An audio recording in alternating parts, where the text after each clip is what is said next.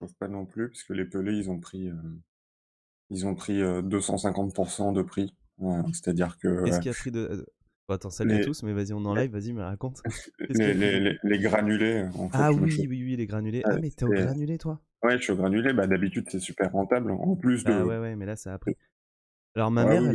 elle a acheté une maison au granulé, et, enfin, avec un poêle à granulé. Elle m'a dit qu'il y a des sites, maintenant c'est trop tard, où tu peux acheter, mais juste pas du tout pendant la période, quoi, avant l'hiver, et t'avais des Ah oui, réducs oui, de malade. T'as mais fait ça, ça? c'est pas vrai. Non, ça, cette année, c'est pas vrai. Moi, c'est ce que je faisais avant, hein. Mais cette année, c'est mort. Elle, Les elle a trouvé, augmentations. elle a trouvé un truc, hein, quand même, hein. Bah, je sais pas quand est-ce qu'elle a pris, parce que les augmentations, elles ont commencé à partir de février. Et ça a juste grimpé en flèche non-stop. Et là, la tonne de pelé, tu l'achètes à 900 €. Ah oui, non, mais de Alors, toute façon, ça a pris, hein. Mais elle a trouvé un truc où c'était plutôt correct. Mais de toute façon, oui, oui, c'est clair. Mais nous ne sommes pas là pour parler des prix des granulés, sauf si les gens veulent entendre parler de ça. Euh, Cette fois-ci, on va parler alors de trucs un peu plus obscurs que d'habitude. Donc, on va parler de Boondock Sense. On va vous raconter un peu l'histoire de ce film complètement, complètement fou, surtout du réalisateur. Une sorte de success story qui finit mal. On va parler du 2 aussi. Intérêt, mais quand même qui va avoir un intérêt dans un petit peu la chose globale qui arrive au réalisateur. On va parler de Overnight rapidement, c'est le documentaire sur ce réalisateur-là et sur ce film-là. Et en toute fin de stream, on parlera de Jérusalem. Alors moi, j'ai pas lu, c'est le dernier livre. C'est ça, c'est son dernier livre à Alan Moore. oui, enfin, à ma connaissance, en tout cas. J'ai pas vérifié s'il a ressorti quelque chose Ok, depuis, puisque mais ça c'est m'a un un peu gros pavé de refroidi. 1200 pages. Ouais. Voilà. Et moi, je l'ai pas lu, mais tu vas nous en parler. On va parler vite fait d'Alan Moore, ce qu'on sait de lui, enfin, tu vois, ce qu'on a lu de lui rapidement, et voilà. Donc, commençons par Sen. J'ai pas préparé mes résumés, mais je vais le faire tout de suite. Euh, alors, on va d'abord résumer vite fait le pitch du truc, et après on parlera de toute la genèse, si ça te va. Ouais. Alors, je vais lire le résumé de Wiki. Attention, accrochez-vous. Alors, à Boston, les jumeaux Connor et Murphy McManus, irlando-américains catholiques, travaillent dans un entrepôt de boucherie. Un soir, alors qu'ils célèbrent la Sainte-Patrick dans leur pub habituel, une bagarre éclate avec des mafieux russes. Battus, ces derniers décident de se venger et de retrouver Connor et Murphy. Traqués jusqu'à chez eux, les deux frères sont obligés de tuer les malfaiteurs.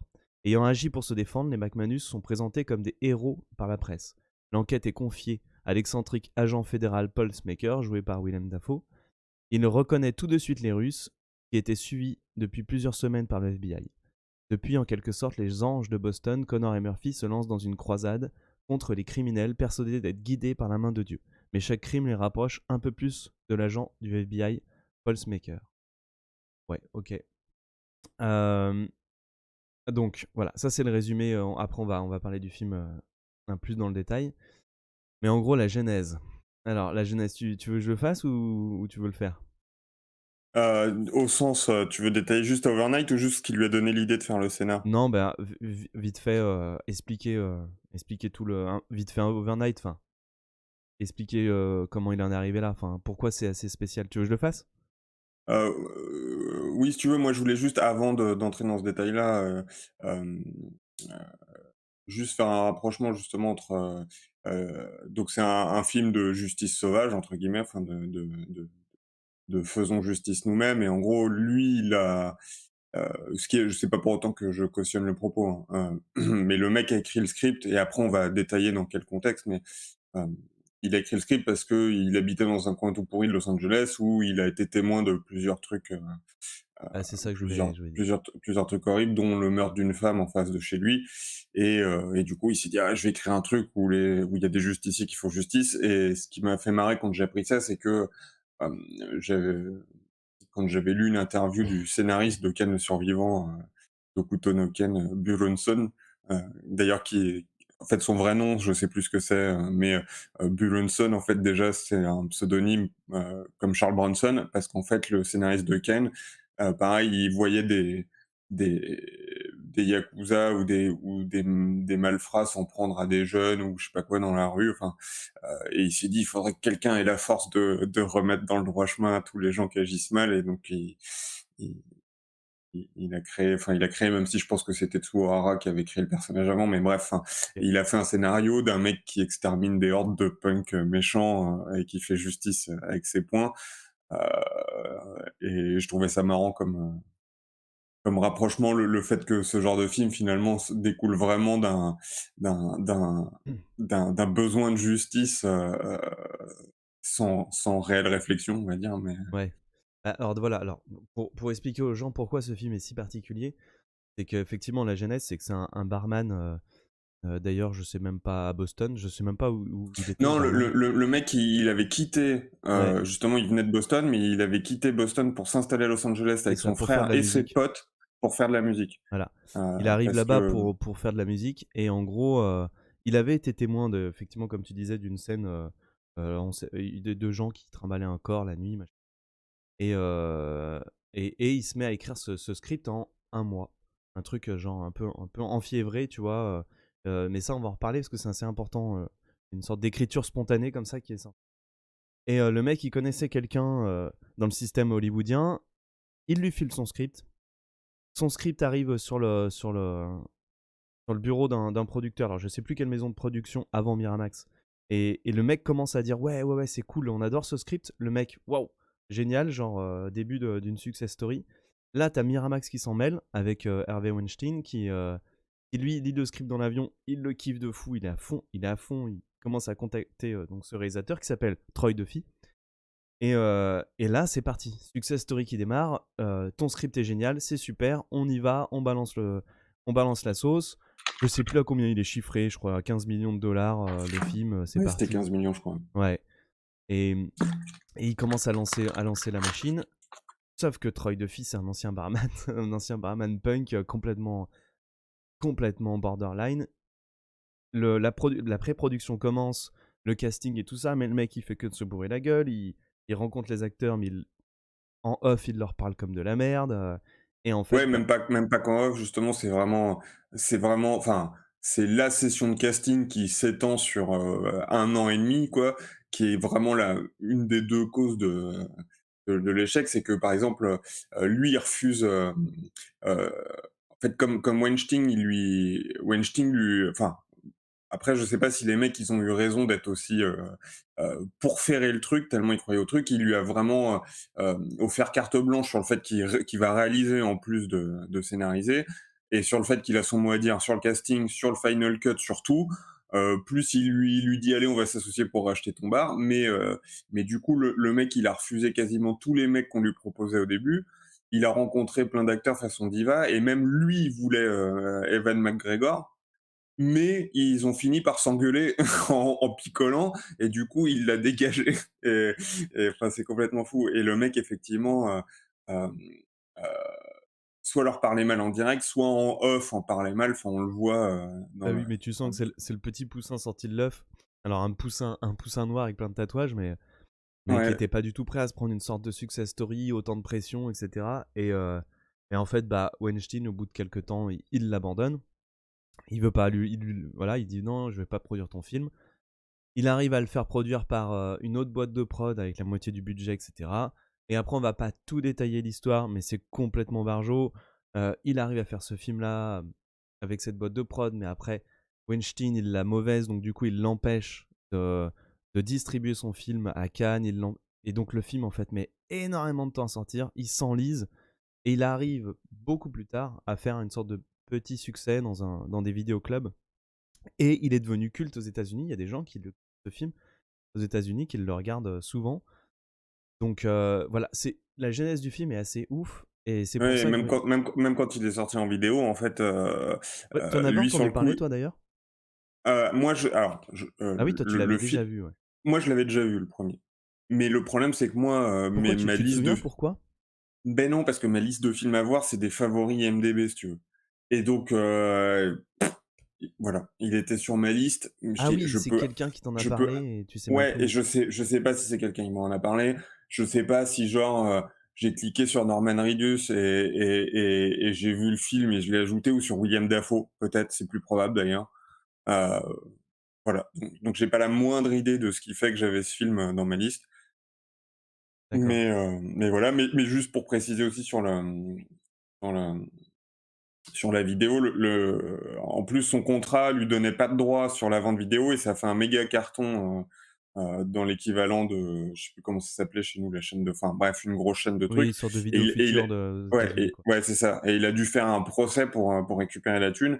Alors que le truc, et d'ailleurs le documentaire, Overnight, se finit avant qu'il ait dû avoir ce procès, parce que la conclusion du truc, c'est justement genre, il a tout dépensé sa thune, le truc fait un carton en vidéo, mais il a pas les droits dessus, et hop, fin, et t'es là, tu fais: «Ah putain la vache». Ouais, c'est chaud. Mais bon, l'histoire Ah, continue après, ouais.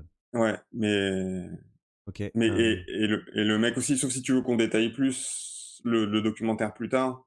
bah, je me dis plus tard on pourra faire une sorte de, parce que plus tard on va même voir le 2 et cetera et donc du coup on pourra faire une sorte d'analyse globale de ce qu'on pense du gars et cetera. Peut-être que là on peut rentrer dans le OK. vif du film,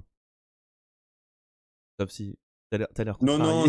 non, non, non, pas du tout, non, je regardais, j'ai une tache sur le pantalon. Non, Ah oui. non, ouais, non, non, je suis pas contraire. Non, non, c'est juste que, comme là, on est passé vite, on se dit juste: «Ah, Weinstein, il en a peut-être eu marre, machin», mais en fait, le gars, il avait aussi insulté une meuf de Miramax, et j'ai pas réussi à savoir exactement. C'est-à-dire que, le documentaire, je l'ai chopé, j'ai pas trouvé de sous-titres.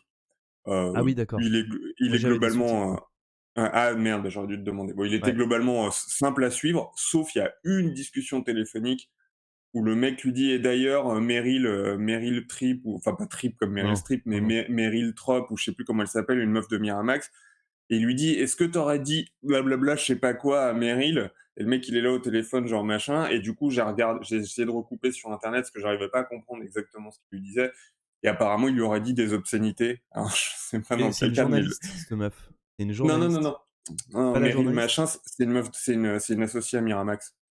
C'est une associée à Miramax, et donc le mec, en plus de tèche tous les acteurs, de les faire lambiner, tu vois, et Weinstein, même si c'est un connard, hein, mais le mec, ça a dû la foutre super mal, il lui ramène des stars, le mec, il est snob.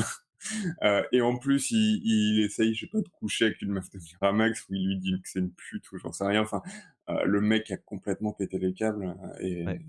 Et ouais, Et, ouais, et il s'est pas fait lâcher pour rien, quoi. non, non, non, C'est-à-dire que non, le mais c'est mec, clair que le mec il déconne de ouf, hein, mais voilà, mais on va après on va revenir dessus. Mais du coup, on a regardé le film parce que moi la question qui me brûlait c'était, est-ce que le mec depuis le début, enfin, est-ce que ils sont juste hypés sur son scénario ou est-ce qu'il y avait un vrai potentiel ou pas dans son scénario de base? Parce que quand même les mecs il y a 2 boîtes de prod qui se sont hypées avant Miramax, il y en avait une qui était chaude et après il y a Miramax et même quand Harvey Weinstein a signé avec lui, il y avait plein de boîtes de prod qui étaient derrière en mode, ouais. ça nous intéresse et cetera. Alors est-ce qu'ils se sont hypés tout seuls ou pas? Voilà, toi tu l'as vu donc il y a longtemps, tu l'as pas revu, Non, alors je l'ai pas vu il y a si longtemps que ça, hein, c'est un pur OK, hasard, je l'ai vu il y a 6 mois, 1 an peut-être d'accord. max. Du coup, moi je l'ai revu cette semaine. Qu'est-ce qui fonctionne dans ce film? Est-ce que ce film fonctionne déjà?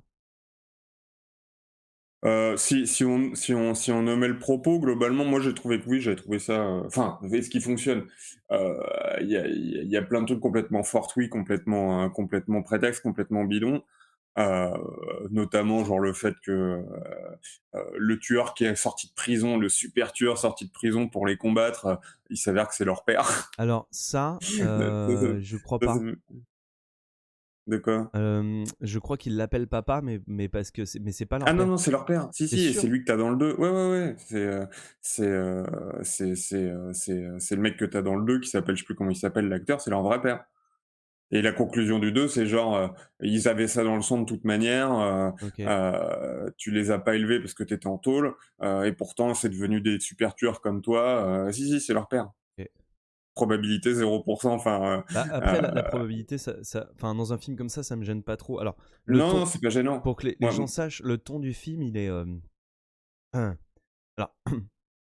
on va parler de l'humour parce que le ton du film est assez décalé, humoristique, what the fuck et cetera. Donc en fait, dans ce bordel, moi, j'ai pas trouvé que c'était un mauvais film. C'est pas un film c'est pas du tout un chef-d'œuvre, mais en vrai, j'ai pas passé un mauvais moment.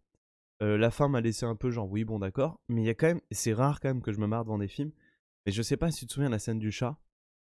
Oui, dans l'appart Ouais, là, c'est voilà, c'est en fait, c'est vraiment un film où tu as l'impression que c'est des petites scènes de vie qui va très bien avec ce mec parce que c'est un barman, il a dû entendre plein d'histoires, il a dû hop, hop, hop, hop, hop, recueillir tout ça, les remettre dans un film et ça marche très bien. On dirait une sorte de Trainspotting, Pulp Fiction. Les mecs ouais. sont toujours bourrés, ils font n'importe quoi, machin et tout. Et à un moment donné, ils sont complètement beurrés dans l'appart. Ils sont sur une table remplie de plein de conneries, des flingues, des bouteilles et tout ça. Il y a un chat qui est assis, qui est, qui est tout peinard, et puis ils sont là, ils gueulent, et puis le mec il tape sur la table. Il y a un coup qui part et tu vois du sang sur le mur. Et au début, tu comprends pas, t'es là, oh, il y en a un qui est blessé, et ils se lèvent tous, ils sont là, ah putain, putain, ils se touchent. Et en fait, personne n'est blessé, c'est le chat qui a explosé. Et ça, c'était assez bon. Il y a des scènes qui sont assez bonnes. La scène de la corde, t'en souviens aussi de celle-là? Non, celle-là, je m'en souviens pas. Genre, les mecs, ils arrivent, alors, donc du coup, leur but, c'est d'arriver à tuer tous les mafieux comme ils peuvent, donc ils vont acheter des armes. Il y a un nain qui fait une fixette, il veut une corde, parce que tout le monde a des cordes. Bon, ils prennent une corde, mais ils savent pas pourquoi, tu vois. Et donc ils se barrent, ils rentrent dans un conduit d'aération comme dans tous les films, tu vois. Et l'autre, il a sa putain de corde, et ça les gêne, et ils commencent à s'engueuler, tu vois, l'un et l'autre. Et ils sont dans le conduit d'aération au-dessus je sais pas, une dizaine de mafieux de fous, tu vois. En parallèle de ça, et là on pourra parler de la réalisation après, en parallèle de ça, tu vois Willem Dafoe qui se retrouve plus tard dans le temps, qui lui, il est en train d'examiner la scène de Reconstitue, meurtre, ouais. il reconstitue tout, il est là, il essaie de comprendre, personne comprend comment deux mecs ont tué autant de mafieux, ils sont là, mais les mecs c'est des pros, c'est pas possible, c'est des génies, ils sont ultra forts et tout ça, il y avait 10 mecs dans la pièce, ils étaient tous armés, comment ils ont fait? Et tu vois les mecs sont dans le conduit de canalisation, ils s'engueulent comme deux gros gamins, et genre en s'engueulant, le conduit lâche, ils tombent, et en tombant, t'as une sorte de ralenti où ils sont emmêlés dans la corde, et ils tournent sur eux-mêmes, ils sortent leurs flingues et ils commencent à tirer sur tout le monde. Et ils tuent tout le monde, et t'es là. Et ouais, mais en fait, voilà, le film est what the fuck. Et, et je trouvais que cette scène, elle était. Moi, ça m'a fait marrer. Je me suis dit, putain, mais c'est bien vu. Et il y a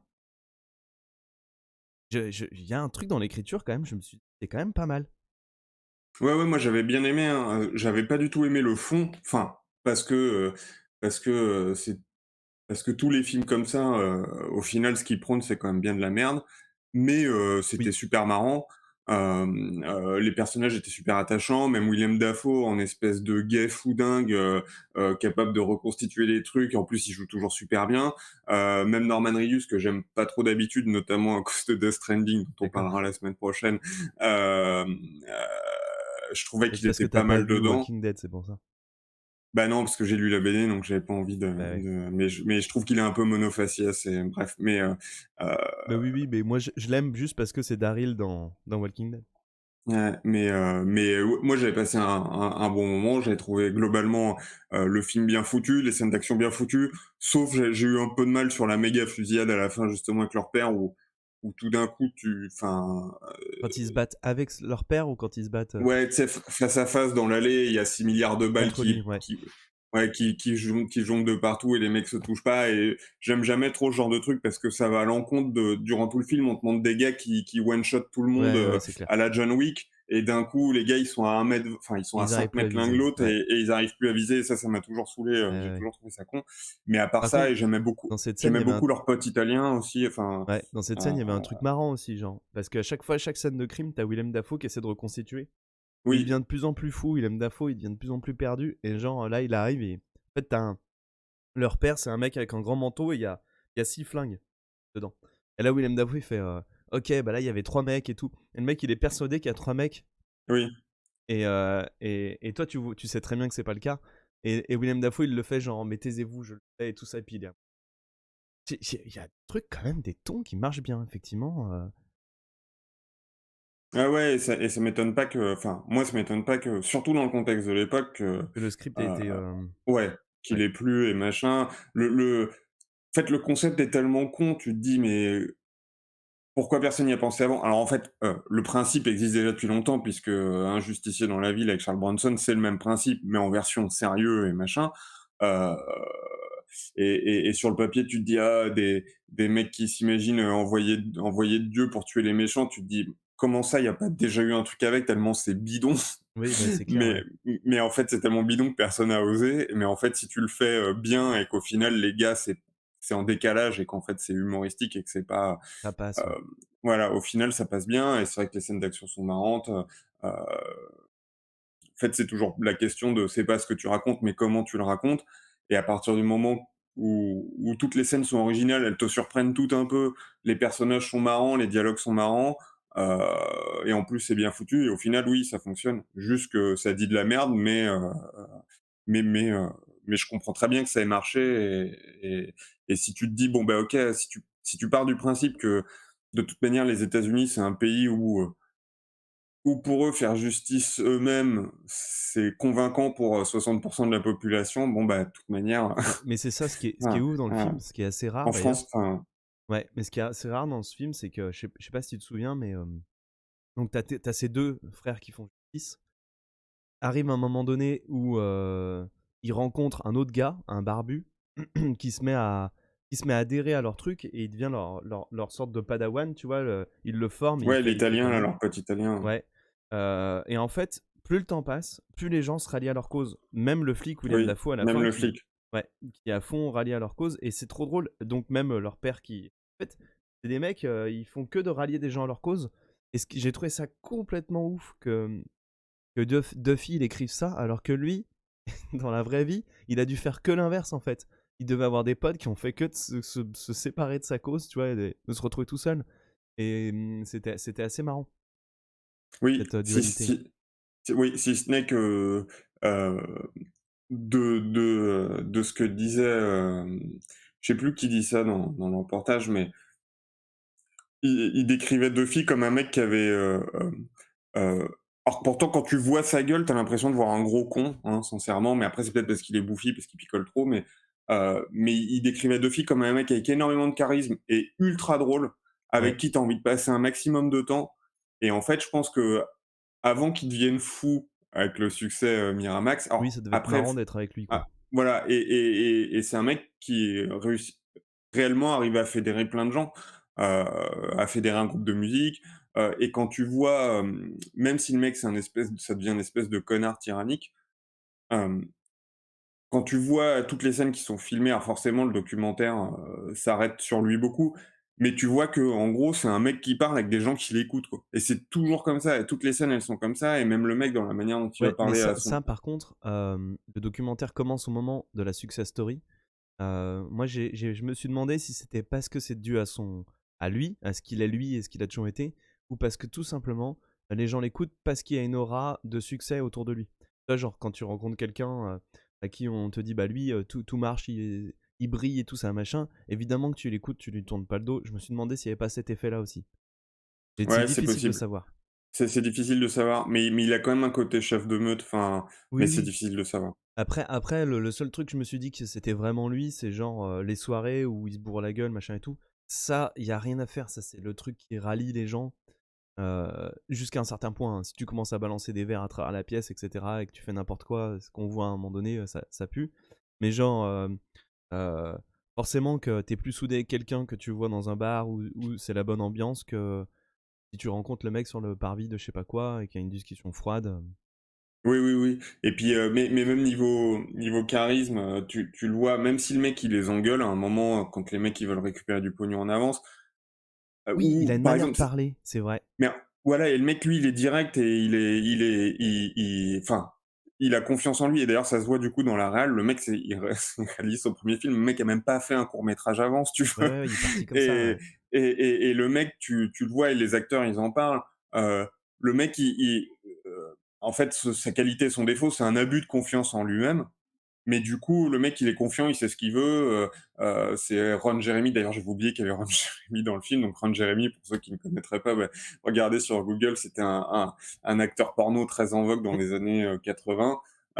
qui depuis a réussi à se retrouver des rôles à droite à gauche en acteur normal dans des films plutôt comiques, dont Captain Orgasmo Ah, mais de il est Trey Parker. horrible, c'était un acteur Ah, porno, Ron lui? Jeremy, ouais, ouais, c'est un acteur porno. Après, il était moins Ah oui, ventripotent et ah moins oui, il était joufflu moins quand il horrible à une était. époque, ouais. Ah, il y a une Ouais, belle photo de et lui, d'accord, OK. oui, oui, oui, mais ça restait le petit bonhomme avec le gros torse poilu et le gros zizi évidemment, parce Hein, que sinon ça marcherait pas. Mais ouais. et c'est Ron Jeremy qui disait à chaque fois qu'il essayait de poser des questions, il a même pas le temps de finir sa phrase, le mec lui donnait les réponses tout de suite sur est-ce que je dois mettre un chapeau? Oui, tu mets le chapeau. Est-ce que, enfin bref. Mais et tu le vois quand il s'engueule même avec ses potes machin. Genre quand son frère doit annoncer qu'il veut arrêter le groupe ou je sais plus quoi, le mec il regarde le sol, il est là, il touche ses doigts, on dirait Butters dans South Park, il a du mal à aligner trois mots, il pleure à moitié en voulant annoncer le truc.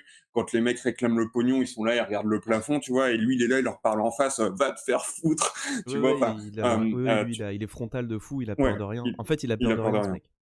c'est Et ça. même tu le vois dans son bureau quand il appelle, tout le monde, les producteurs, les machins, il est on sent pas le stress, en fait, on sent juste Non, qu'il est fou, mais il est pas là: ouais. «Ah putain, fais chier, il va falloir que je gère bien». Non, il s'en fout, il y va. C'est ouais, c'est dommage que mais du coup, je voulais rebondir sur la réal, tu parlais, quand il réalise, parce que je sais pas ce que tu en as pensé, mais la réalisation du film est bonne. Il y a des bonnes idées de réalisation.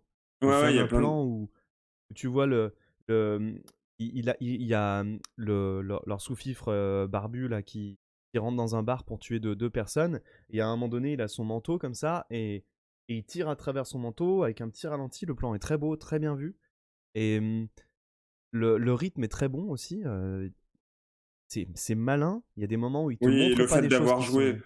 sont Ouais, c'est ça, et le fait d'avoir joué, et ça, il le reprend un peu dans le 2, mais le 2 c'est un peu une redite, mais on va on voir ça, parlera du 2 après, ouais. heu, le fait d'avoir joué justement avec les reconstitutions de Willem Dafoe, non seulement ça permet, enfin, en Mais termes de rythme, oui! c'est cool, en plus ça te permet de te surprendre parce que tu vois le résultat avant de voir comment ça s'est fait, et en plus tu te poses les questions, enfin, et c'est non, c'est ouais, ouais, c'était Ouais, vraiment ouais, parce que sympa. les reconstitutions, il a une liberté totale d'écriture, c'est-à-dire qu'il y a des moments, on voit juste Willem Dafoe qui, on voit juste Willem Dafoe qui est là, qui fait sa scène de crime, machin et tout. Et il y a d'autres moments, tu vois Willem Dafoe qui est carrément dans le passé avec eux. Tu vois, il se balade Oui. à côté d'eux, il les regarde, il fait semblant de tirer avec eux. Du coup, niveau mise en scène, il s'est vraiment amusé. Et ça, j'ai trouvé ça vraiment pas mal. Donc ouais, il avait quand même un petit truc. Et les dialogues aussi, je sais pas si t'as remarqué, il y a des bons dialogues. Oui, oui, moi je m'étais marré, et même dans le 2 qui est très mauvais, il y a 2-3 moments où je me suis marré, oui, oui, le mec, heu, tu sentais qu'il était doué, et qu'en plus, tu as l'énergie, la décomplexion de la première œuvre, enfin tu sens effectivement que, Oui, oui, tu sens une heu, énergie, ouais. Ouais. ouais, tu sens une énergie, et ça c'est un truc justement qu'il y a plus trop dans le 2 en fait, alors que dans le premier Ah tu ouais. sens vraiment, ouais. Tu Alors, sens que le mec était inspiré quand il a écrit, et que ouais, ouais, ouais, tu sens qu'il avait envie, que c'était son bébé et qu'il a ouais. plein d'idées. C'est-à-dire que le 1, il y a aucun moment où tu te dis: «Bon, je commence à en avoir marre». Le film fait 1h30, 1h40. Il y a jamais un moment où tu as un trou, où il y a plein d'idées qui fusent. Et je voulais parler aussi de la musique. Comme c'est un musicien, on sent qu'il a un rapport avec la musique, alors est-ce que tu as écouté son album? J'ai écouté 4-5 morceaux. OK, The Boondock Heu, Saints, et ça a ouais, le même nom. C'est pas fou. oui. C'est Non, propre, mais c'est pas fou, chez son frère, enfin que les mecs, enfin dans l'interview, il disait que le frère avait plus de talent, le ouais. guitariste, et c'est vrai que tu as un petit côté bluesy sympa dans la lead guitare, où tu sens un peu de sentiment, mais au final, Oui, c'est un stoner assez classique, quoi. ouais, c'est assez classique, c'est le genre de truc qui aurait, pu marcher si, il avait pas fait de la merde, et que parce que du coup, les mecs ont réussi à signer un contrat avec la hype qu'il y avait eu, parce que, pour reparler du coup de la genèse du film et du documentaire et cetera, heu, comme le mec était en train de réaliser une success story, parce que alors, la personne qui avait transmis le script à un agent ou je sais plus, je crois que c'est même pas directement quelqu'un du milieu, donc c'est pas, il y a quand même une vraie success story. C'est pas comme s'il était, implanté un peu dans le truc, c'est un Ah peu ouais, un concours de ouais, c'est clair. circonstances, et du coup, le truc qui est fou, c'est que, Weinstein, comme il est malin, heu il a tellement senti que c'était une success story de ouf, qu'il a réussi à faire de la promo en avance sur le truc. Donc les chaînes de télé parlaient de ce barman qui signe avec Miramax, et qui va devenir propriétaire du bar en partenariat avec Weinstein, qui va racheter son bar et tout. Et du coup, cette success story aidant, comme il avait son groupe à côté, ils ont facilement décroché un contrat pour faire un album. Et je suis certain que, enfin, je suis certain, j'en sais rien, hein, on peut pas revenir dans le temps, mais si le film était sorti dans des conditions normales, sorti par Miramax, avec le mec porté par la promo, etc., ils en auraient écoulé plein des albums. Et là, au final, ils en Oui, ont ils ont vendu coulé 600, ouais. 694 ou un truc comme ça. Euh, Oui, oui, non, mais l'album est propre, il est propre. Et effectivement, en fait, il y a aussi, mais on en reviendra pour le film, il y a aussi un. On sentait que en démarrant comme ça, il y aurait pu avoir une marge de progression gigantesque. Pour la musique, l'album qu'ils ont fait, c'est propre, il y a rien de fou, mais un deuxième album, je suis sûr qu'il aurait été un peu mieux, etc. Et pareil, s'il avait pu effectivement sortir son Boondock Sense de manière normale, je suis certain que le deuxième, s'il avait pu en écrire un deuxième, pas 30 ans après, 20 ans après comme le cas, ça aurait été très bien en fait. ouais, 10 ans après, mais 10 ce ans qui est après, déjà ouais. long, C'est déjà hein. très long, surtout après tout ce qui s'est Oui. passé.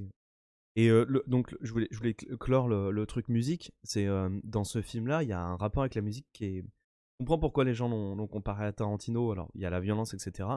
Mais il y a aussi une bonne bande-son. Tu sens un amour de la musique dans ce film-là. Il y a des moments musicaux. Et ça, ça me manque souvent dans les films. Des moments où juste t'es dans l'amour de la scène, t'es t'as la musique qui te prend, etc. Et il y en a plein, plein, plein dans le 1 et ça marche super bien. Et tu sens qu'il a un amour de la musique. Ce con, il avait quand même en main les éléments pour faire une belle Ah carrière, oui, quoi. non mais enfin le mec enfin ce qu'il avait en main, personne ne l'a quasiment. Enfin, je veux dire personne en tout cas personne qui sort de nulle part comme lui, quoi. Bah ouais, ouais, il a eu Euh, une chance inouïe.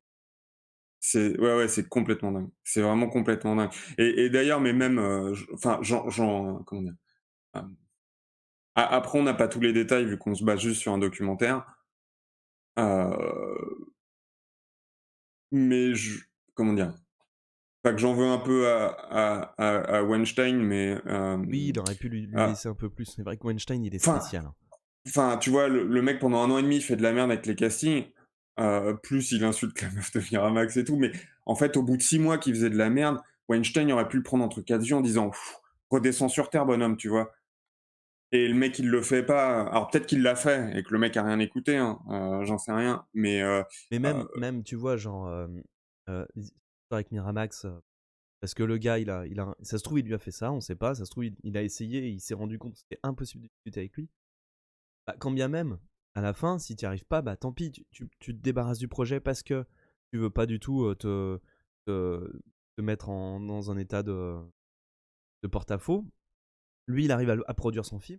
Pourquoi Harvey Weinstein, cette espèce d'enfoiré, lui a pourri le reste? mais ça pour le coup, alors c'est de la vieille vengeance basse, mais je pense que dans les coulisses, je veux dire, tu es Weinstein, même si c'est une grosse merde, hein, le mec, et on le sait depuis, hein, mais heu, tu Weinstein, les premiers acteurs qu'il lui envoie, il lui envoie Mark Wahlberg, il lui envoie, pour le fils de Gary Busey, ça c'est moins important, mais il lui envoie deux trois mecs importants. Le gars, il picole un peu avec eux, il les tège. Il réclame McGregor, il s'engueule avec lui au bar. Je veux dire, le mec, il a quand même, enfin, même si Weinstein, il est tout en haut d'Hollywood, le mec, il a quand même, enfin, c'est lui qui est terni par les actes du mec, si tu veux. C'est lui qui promulgue un mec sorti de nulle part au rang de future star. Et le gars, il est en train de tout lui saloper et il est en train Oui, je me doute. enfin, Mais moi ouais, pourquoi? non, moi je comprends, enfin, si, Ah, moi, je trouve non, ça. je serais Non, mais jamais allé jusqu'à je être comprends aussi qu'ils. rancunier, mais Ouais, il est mais heu méga rancunier. Il lui a pourri mais son heu, film. Il l'a mais en fait, c'est empêché pas qu'il est de. rancunier, c'est qu'il veut lui donner une leçon. Mais la leçon, elle est brutale, Ouais, heu, mais tu sens que c'est un mais il truc. aurait pu. Tu sens que c'est un truc qui le prend aux tripes, Weinstein. Tu sens que c'est pas une décision N froide. Tu non, sais, il je y a un pense pas moment. que ça soit je pense que c'est un truc d'ego.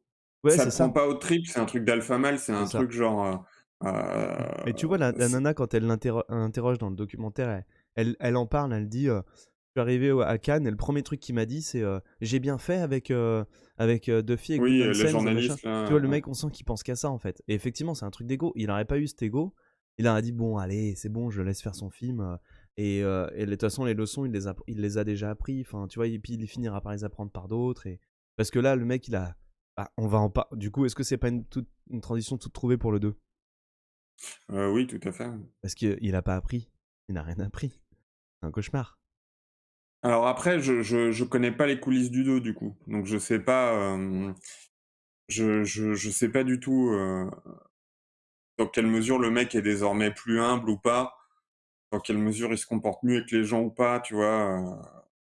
Ouais. Mmh. Je Bah, sais pas je du je tout, je sais pas, mais en tout cas, le 2 donc alors, The Moon Dance Sense 2 qui est sorti, donc 10 2009 ans je crois, après. 10 ans après, ouais. Je vais faire un petit résumé rapide. Ouais, bah, pendant que tu fais le résumé rapide, faut que j'aille fermer ma porte, le chat est rentré, il fait Ouais, froid va depuis tout à fermer ta l'heure. porte. Alors, les frères Connor et Murphy McManus, dont les mêmes, surnommés les Anges de Boston, se sont retirés dans une ferme en Irlande avec leur père depuis 8 ans. Leur oncle vient les informer de l'assassinat d'un prêtre à Boston par un inconnu, qui utilise les anciennes méthodes des McManus. Les deux frères décident de repartir pour l'Amérique. Pendant ce temps, sur la scène du crime, les détectives sont accueillis par Eunice Bloom, agent des forces spéciales chargée de l'enquête. Donc elle, en gros, elle va agir un petit peu comme... c'est la remplaçante De William de Dafoe, William oui, c'est Dafoe. même pas un petit peu, c'est C'est complètement, complètement. enfin, Ouais, oui, elle est complètement pareille, elle met les gants, elle fait le même truc. D'ailleurs, c'est parce qu'à mon avis, William Dafoe, il a pas voulu empiler pour le oui, rôle, même je s'il y est à pense. la fin. Très vite, les deux frères sont mis hors de cause et il apparaît que le meurtre a été commandité par un homme mystérieux connu sous le nom de The Roman. Arrivés sur place, Connor et Murphy, Connard. Connor et Murphy commencent à sa poursuite en marge de l'enquête officielle. Donc, ouais, voilà. Donc, why not, hein, dit comme ça, why not. Mais, parce que t'en as pensé, mais j'en pouvais plus, moi, de ce film. Il y a... Ah oui, oui, mais c'était, heu, niveau coulisses, du coup, c'est vrai que pour le coup, c'est son frère, alors ce qui était peut-être pas une bonne idée, hein, qui a co-scénarisé, Ah d'accord, ok. hem, ce qui voudrait dire, en tout cas, qu'ils se sont rabibochés et que lui a voulu, inclure son frère dans dans Hollywood, enfin dans mais par contre, je sais pas du tout comment il a monté le budget, comment ça se fait qu'il a mis 10 ans, comment machin. Mais par contre, le film, oui, moi je enfin, ouais, c'était dur. C'est-à-dire que, il y a toujours deux trois trucs marrants, mais c'est censé être un film con et simple et en vrai, j'ai quasiment rien compris.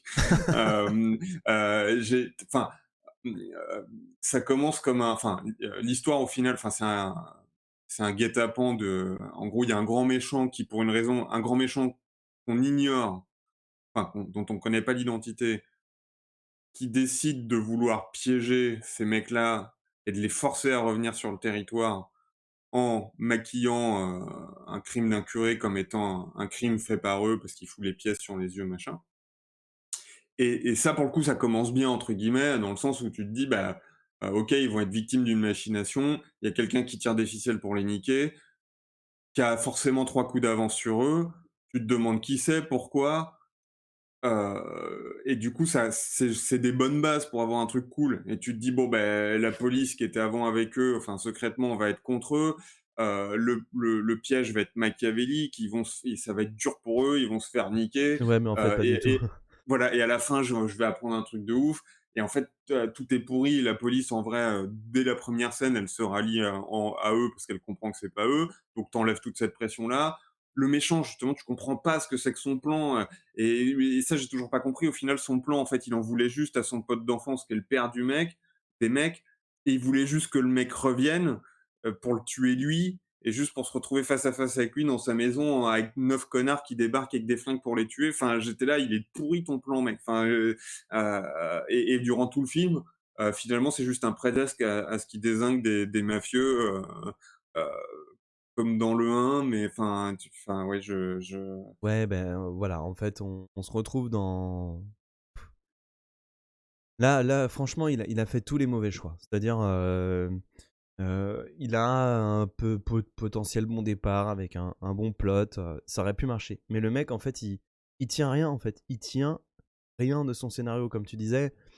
Il y a aucune, le creux du film, c'est juste des bastons random et on Ouais, en revient à je sais pas si tu te souviens, enfin, bah, tu l'as vu il y a pas longtemps, mais il y a un moment donné, le truc commence, les mecs juste ils sont dans le bateau qui les ramène à Boston. Il y a des mecs qui se battent et tout, puis après ils rencontrent le gars, mais c'est random, on s'en fout et c'est ça tout le temps. La meuf flic, à un moment donné, juste il la déguise en cow-boy parce qu'elle balance une phrase à la con, genre elle dit: «Ah putain, c'était OK Coral ici», et tu une scène où elle est, habillée en cow-boy avec un flingue, sur une table, et tu la vois faire du flingue comme ça, juste parce qu'elle a dit: «C'était OK Coral ici», et elle a 2 secondes, elle est habillée en cow-boy et tu là: «Mais qu'est-ce qui se passe?» Et en fait, le en fait, le gars, il est fumé. En fait, c'est-à-dire que là, c'est fini. Justement, ça il a rien appris de ses erreurs. Il a rien gardé de ce qui fonctionnait dans son premier truc. C'est-à-dire l'humour, c'est au revoir. Le rythme, c'est au revoir. Le film fait 2 heures, c'est un calvaire. J'en pouvais plus à la fin, j'en pouvais vraiment plus.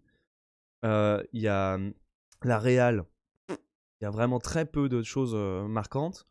oui, Le puis ça scénario, réutilise, tout ce que enfin, heu, ça réutilise tout ce qu'il y avait déjà avec, Dafoe sur les scènes de c'est crime, les ça, et en moins machins, bien, en heu, moins en moins bien. ingénieux, en moins, Ouais, heu les acteurs, la meuf flic, oh là là, elle est assez horrible, elle est toute refaite, quand elle sourit, tu sais pas si tu dois avoir peur ou ouais. c'est tout sent le mauvais film, jusqu'au bout, et Oui ouais, et même, comment il s'appelle, vu qu'on en a parlé des gens qui ont mal vieilli, Paris 2 mais l'autre, l'autre, hem, oh il bouffit et tout, ouais, c'est putain abusé. le mec, qu'est-ce qui lui est arrivé Ouais, quoi? qu'est-ce qui s'est passé? En fait, le mec, tu as l'impression que 5 ans avant, il s'est fait une chirurgie, qu'après il a passé 5 ans à picoler pour histoire de bien pourrir Je sa sais pas, mais chirurgie. oui, Le mec, sur le coup, je l'ai même pas reconnu. J'ai fait: «Attends, il a mais ouais, changé d'acteur ou quoi?» Le horrible. Tu horrible, là, tu fais horrible. Horrible, le et mec, ce tu as et l'impré ce mec-là, ouais, c'est le 2e héros, ouais, effectivement, tu reconnais pas sa gueule, tu là: «Mais qu'est-ce qui s'est passé?» Et en fait, même là, les héros, ils sont méga creux, tu vois? Encore dans le 1, bon, on n'est pas vraiment sur les personnages, mais si, quand même, tu as des scènes où juste ils s'engueulent, où tu sens que c'est 2 frères qui sont un petit peu dans le mal, et là, mais tout ça, c'est balayé, en fait. On n'est vraiment pas avec eux, il y a une ribambelle. Les flics, mais qu'est-ce qu'on en a à foutre des flics? Plein de scènes avec les 3 flics nuls. Pourquoi 3 flics, pour refaire comme dans le 1? Mais qu'est-ce qu'on enfin, franchement, c'est vraiment dur. Là, il est complètement tombé, là. ah oui, c'est clair et même, moi j'aime bien, Colin Junior là, Clifford Colin Junior, je l'ai toujours bien aimé dans C'est les qui, c'est films. qui? C'est, celui qui joue le petit Mexicain, OK, avec ses gros yeux de fou, là, ouais, d'accord. ouais, avec ses gros yeux de ouf. Alors il en Ouais. fait 3 tonnes du coup dans le film. Mais tu vois, pareil, ils te le présentent, ils te l'introduisent dans une scène de baston. Ah, déjà, je déteste les trucs comme ça, c'est Ouais, tellement bah, pas c'est ce que je crédible. Enfin disais dans bref, le bateau, ouais, heu, ouais. ouais, la scène de baston de ouf et lui, le petit Mexicain menotté qui savate le mec qui fait 2,20 m et qui arrive à d'ailleurs à le mettre KO ou à le tuer sur un Jushigatame, le truc, enfin, qui est jamais arrivé à personne dans toute l'histoire de l'UFC ou de Mais enfin, d'ailleurs, bref. si, c'est déjà Et arrivé, tu Fedor, machin, je peux pas dire son nom, Emelianenko, je sais pas quoi. Emelianenko, ouais. Ouais, il s'était fait un géant comme ça, Non, mais c'est pas ça. Un Jujigatame, c'est une clé de bras. ouais. Hem, Sauf que la clé de bras, même si là, le mec arrête pas et qu'il lui casse le coude, le gars devrait pas être KO, tu vois? Ah oui, Enfin, d'accord, oui, oui, moi aussi, ça m'a choqué, le tu vois, mec, il le s'évanouit. mec, Oui, il est inerte. Tu es là, tu fais: «Mais qu'est-ce qui se passe?» Que c'est pas un étranglement, si oui, tu oui, oui, veux et oui, oui, oui, même si tu as le mollet sur d'accord, le OK, tu enfin, parles de tu ça. voilà. Oui, Ouais, oui, oui, j'ai halluciné. Genre, ils connaissent rien, les mecs. Genre, il fait une clé de bras, le mec, il est là, ah! Et il s'évanouit. Mais non, ouais normalement, et tu peut-être hurles. ouais, bah, oui, c'est ça, qu'est-ce qui se passe? Ou alors le Ouais. mec, ça y est, ça lui a fait un peu trop mal, il est tombé dans les pommes, trop Oui, c'est clair. d'émotions, j'en sais rien, mais Ouais. et j'étais là: «Mais merde, c'est quoi ce délire?» heu et on te présente du coup le mec comme un super killer de ouf, mais c'est tout parce que jamais ça sera Mais réutilisé et non, après le mec il passe en mode gros branque jusqu'à la fin du mais gros film. branque de ouf. Et Heu, genre, la heu, 2e scène, c'est quand il rencontre les 2 anges de Boston, là, et les Saints, ouais, et il est là, ah, j'ai failli me chier dessus. Et t'es ouais, là, mais c'est quoi ce truc? Parce qu'il lui faut une blague avec les flingues, comme dans le 1, mais ouais, beaucoup moins bien. Et le oui, mec, il est là, ah, j'ai failli me chier dessus. Et le mec, c'est juste, il se fait kiff parce que là, t'as le mec qui a failli se chier dessus. À un moment donné, t'as un gros, ils lui font peur, il se chie vraiment dessus. oui, Et c'est t'es là, vrai, mais ça sérieux? Mais t'as plus rien d'autre à dire, en fait. T'as plus rien d'autre que ça à dire, que les mecs se chient dessus. C'est ouf. c'est ouf. Et puis après, il insiste. Tu sais, le mec, il s'est chié dessus, il fait un gros plan sur son cul plein de merde. Et Oui. à un moment donné, il marche et puis ils sont là. Sur Ah, l'odeur, même les mecs ouais, sont ils sont là. là, ça pue et tout ça. Mais avancez, je vous en supplie, avancez. Ah non, mais c'est ouf. Et tu sens que là, tu vois vraiment le bartender. Ça aurait pu être Ouais, fait par un des mecs du Tonnerre de Brest, tu vois. Genre, tu ouais, sens c'est vraiment ça. les Le bartenders Tonnerre qui. de Brest, 75 014 Paris. Ouais, C'est quoi ouais. l'adresse déjà? C'est rue Maison-Dieu, allez-y, c'est un Rue bar super Maison-Dieu. cool. Mais Tenu genre, par des Bretons un peu ouais, fous. mais genre, tu sens que ouais, c'est juste des idées comme ça et là, il y a plus de travail, il y a plus rien, quoi. Et il a réussi à avoir le financement parce qu'il y a eu des fans du 1. Voilà, voilà. Du Ouais, coup, et, on a et d'ailleurs, c'est fou.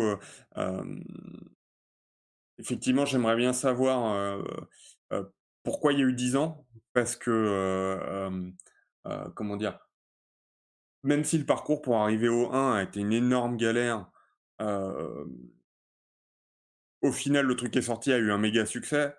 Euh, donc tu te dis, la logique, ça aurait été que même si le mec c'est un connard, dans les 3 ans, une suite soit produite. Là, il a fallu 10 ans. ouais. Et le 3, 2019, encore 10 ans après, est en pré-production depuis 2019. Ouais, mais le 3 c'est un bordel, j'ai regardé, en vrai, pour l'instant, le 3 je sais même pas s'il va se faire. En fait, il y a eu du coup, je voulais lire un article qui parlait du 3 mais j'en ai trouvé aucun de très récent. En gros, il y a eu des rebonds incessants. En gros, il a écrit un scénario. Au début, Ridus, il dit non. Après, il redit oui. Après, il trouve la production. Et là, je crois qu'ils sont en train de le pré-produire. Mais je suis même pas sûr, en fait. Je suis même pas sûr. Et tu te dis, mais ouais, c'est une galère. Enfin, de toute façon, on sait la galère que c'est de faire un film. Mais en plus, avec un mec un peu fou. Et là, le 2 qui a pas marché. Enfin, Oui. ah Et ouais, après, c'est. je sais pas en termes de chiffres s'il a marché ou non, mais en tout cas, d'un point de vue critique, il a pas marché. Non. Et c'est normal, hein. Ouais, c'est normal. Ouais. Et, Mais moi, je me suis fait une réflexion aussi. Alors, ça, on sort un peu du champ de Troy Duffy. Mais c'est vraiment une réflexion. Je pourrais jamais le confirmer. Je peux pas savoir exactement comment ça se passe en coulisses.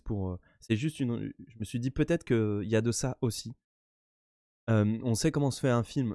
Tout ne repose pas que sur le réalisateur. L'équipe technique derrière, elle va te suggérer des tonnes de choses. Elle va sauver des tonnes de choses.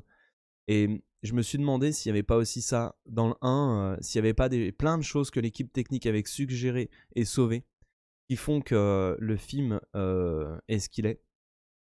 Et je me suis demandé si en 2009, voilà, 2009, tu regardes l'image, tu regardes machin, c'est moche, c'est vraiment la période des films tout pourris qui sortent en chaîne.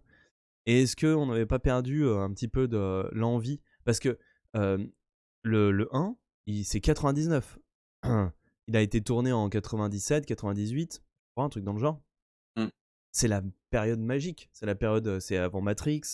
Les gens, ils sont chauds de chaud, de chaud, de chaud.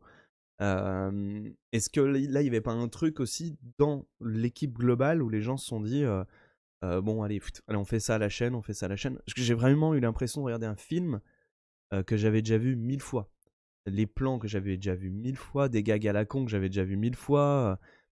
C'est le moment où ils sont là sur le chariot élévateur et puis ils tombent dans le caisson tombe et puis les mecs sortent. Enfin, j'ai l'impression d'avoir vu ça 1000 fois. Là où celui de 99, tu sens qu'il y a une envie de toute l'équipe technique en fait. Et je me demande s'il n'y a pas aussi pas eu ça. Je sais pas, mais à mon avis, ce qui est certain, c'est que celui de 2009 doit être plus low budget dans son approche, même si le budget de celui de 99 était redescendu à 5 millions, mais 5 millions, effectivement, fait avec de l'envie, mais sûrement parce que, Et puis, enfin, c'est un comment dire? script pourri, tu t'as peut-être plus envie quoi. Bah, c'est ça. Ouais. C'est-à-dire qu'en fait, je pense que si tout renifle, l'ingéniosité, la nouveauté, la fraîcheur, le fun, ouais, ça doit bien marcher Oui, sur tu le dois avoir toute plateau, l'équipe à fond, ouais, bien sûr. voilà. Et puis lui, le mec, il est pas blasé, enfin, il est pas blasé. Il est sorti, ça fait 4 ans qu'il essaye de faire son film, c'est une horreur, mais là, il le fait enfin, le mec, il doit être super chaud patate. Là, là, effectivement, 10 ans après, tu sais pas du tout par quoi il Oui, est oui, passé, puis ça se trouve, lui, il est devenu alcoolique, il est devenu ouais, tout pourri sous Xanax et il arrivait, il était. D'ailleurs, il l'est dans le film, je crois, dans le 2. ah Il est ouais? dans le 1, c'est sûr. Et dans le 2, j'ai cru le reconnaître quand ils sont dans le bar. Quand il y a le gros là qui est attaché sur la chaise, tu sais, le gros qui s'est chié dessus là. Il est Oui, attaché pas à la chaise, il est attaché à une sorte de table roulante. de table, ouais. Ouais, et là il tue 4-5 dealers. Et Ouais. je crois qu'il y en a un des gars, un chauve, je crois que c'est lui, Ah, c'est possible, je c'est crois. possible. Mais du coup, voilà, il est tout chauve, tout gros. Peut-être qu'il a mal, il a mal pris le truc. J'ai pas vu ses interviews, il y a plein d'interviews de lui, j'ai pas regardé. Non, j'ai pas regardé. La seule chose que j'ai vue, c'est, alors, la seule chose que j'ai vue, c'est en 2011 ou 2013 est sorti un autre documentaire que j'ai pas réussi à trouver, qui s'appelle, Off the Boulevard. Mais non, il y a un autre Heu, documentaire sur lui qui est sorti. alors c'est pas sur lui uniquement, c'est un documentaire produit par un gars, que bon, que je connaissais pas avec un c'est un petit truc qui suit, 4 ou 5 ou 6 personnes, 2 musiciens, 2 acteurs, un ou 2 réalisateurs dont Troy Duffy, D'accord. et c'est sur quels sont ces gens qui sont en marge d'Hollywood, qui survivent, qui, y sont arrivés mais pas tout à fait ou qui n'y arrivent pas, Ouais, parce que mais comment qui il vit essayent, lui? qui Il vit de quoi? voilà, Troy Duffy? bah, alors, il a pu réussi à tenir, 4-5 ans jusqu'à que son film sorte juste avec les thunes de Miramax au départ. Ouais. Comme il a gagné son procès sur les vidéos, je pense qu'il a dû se faire, masse thunes. Je sais, j'ai regardé sur IMDb, il a produit un film, alors un film comédie qui a 4 sur 10 sur IMDb, qui doit être une merde, mais il a produit le film de quelqu'un d'autre, mais je pense que ça a pas été rentable. Heu Ah oui, d'accord, et donc après il continue, il est dans le circuit quand même, quoi. ouais, mais légèrement, c'est-à-dire que Ouais. voilà son CV, il y a très peu de trucs. Je crois qu'il a fait un cours entre, le 2 et le 3 à venir. Hem, après c'est dur à dire en fait, tu aux États-Unis, tu peux potentiellement enfin, moi je discutais avec un mec aux États-Unis, tu sais, il me disait: «Ah putain, c'est la folie l'inflation, le bœuf il est passé genre à 6 $ le kilo alors qu'avant il était à 2 $ et j'étais là: «What?» Ouais. Et en fait, c'est vrai que là-bas les mecs ils enfin, c'est pas du tout la même chose qu'ici, ils ont des hectares de bœufs entassés les uns sur les autres, enfin, tout est pas cher si tu veux, enfin tout est pas cher. Il y a des trucs qui doivent être chers, hein, et puis tu veux acheter du fromage français, c'est cher, mais heu et c'est un pays où il faut pas se casser de bras si t'as pas une super mutuelle de malade, faut pas avoir un cancer non plus, mais juste, avoir un appart, boire du soda et putain, caricature et manger des hamburgers. Je pense qu'avec 30 000 $ tu peux faire 3 ans. Tu Ouais. vois? J'exagère, enfin, je pense que c'est puis après il a quand même papa, maman, qui enfin enfin ouais, Oui, bon, peut-être qu'ils en l'ont, fait on ouais. va pas Mais de toute façon, on n'en sait rien dans ce puis le cas. mec il est peut-être redevenu barman ailleurs, tu Oui, oui, vois? peut-être, oui, oui. C'est possible, mais en tout cas, c'est sûr que, heu, le mec doit plus avoir la niaque, enfin, en tout cas, le film respire pas la niaque, Non. heu ah oui et l'autre documentaire, Off the Boulevard, c'est ça qu'on disait, j'ai juste vu, du coup, j'ai pas réussi à trouver le documentaire. J'ai juste réussi à trouver, une micro interview, enfin, une présentation du mec qui a fait le documentaire, accompagné de Troy Duffy pour présenter le documentaire.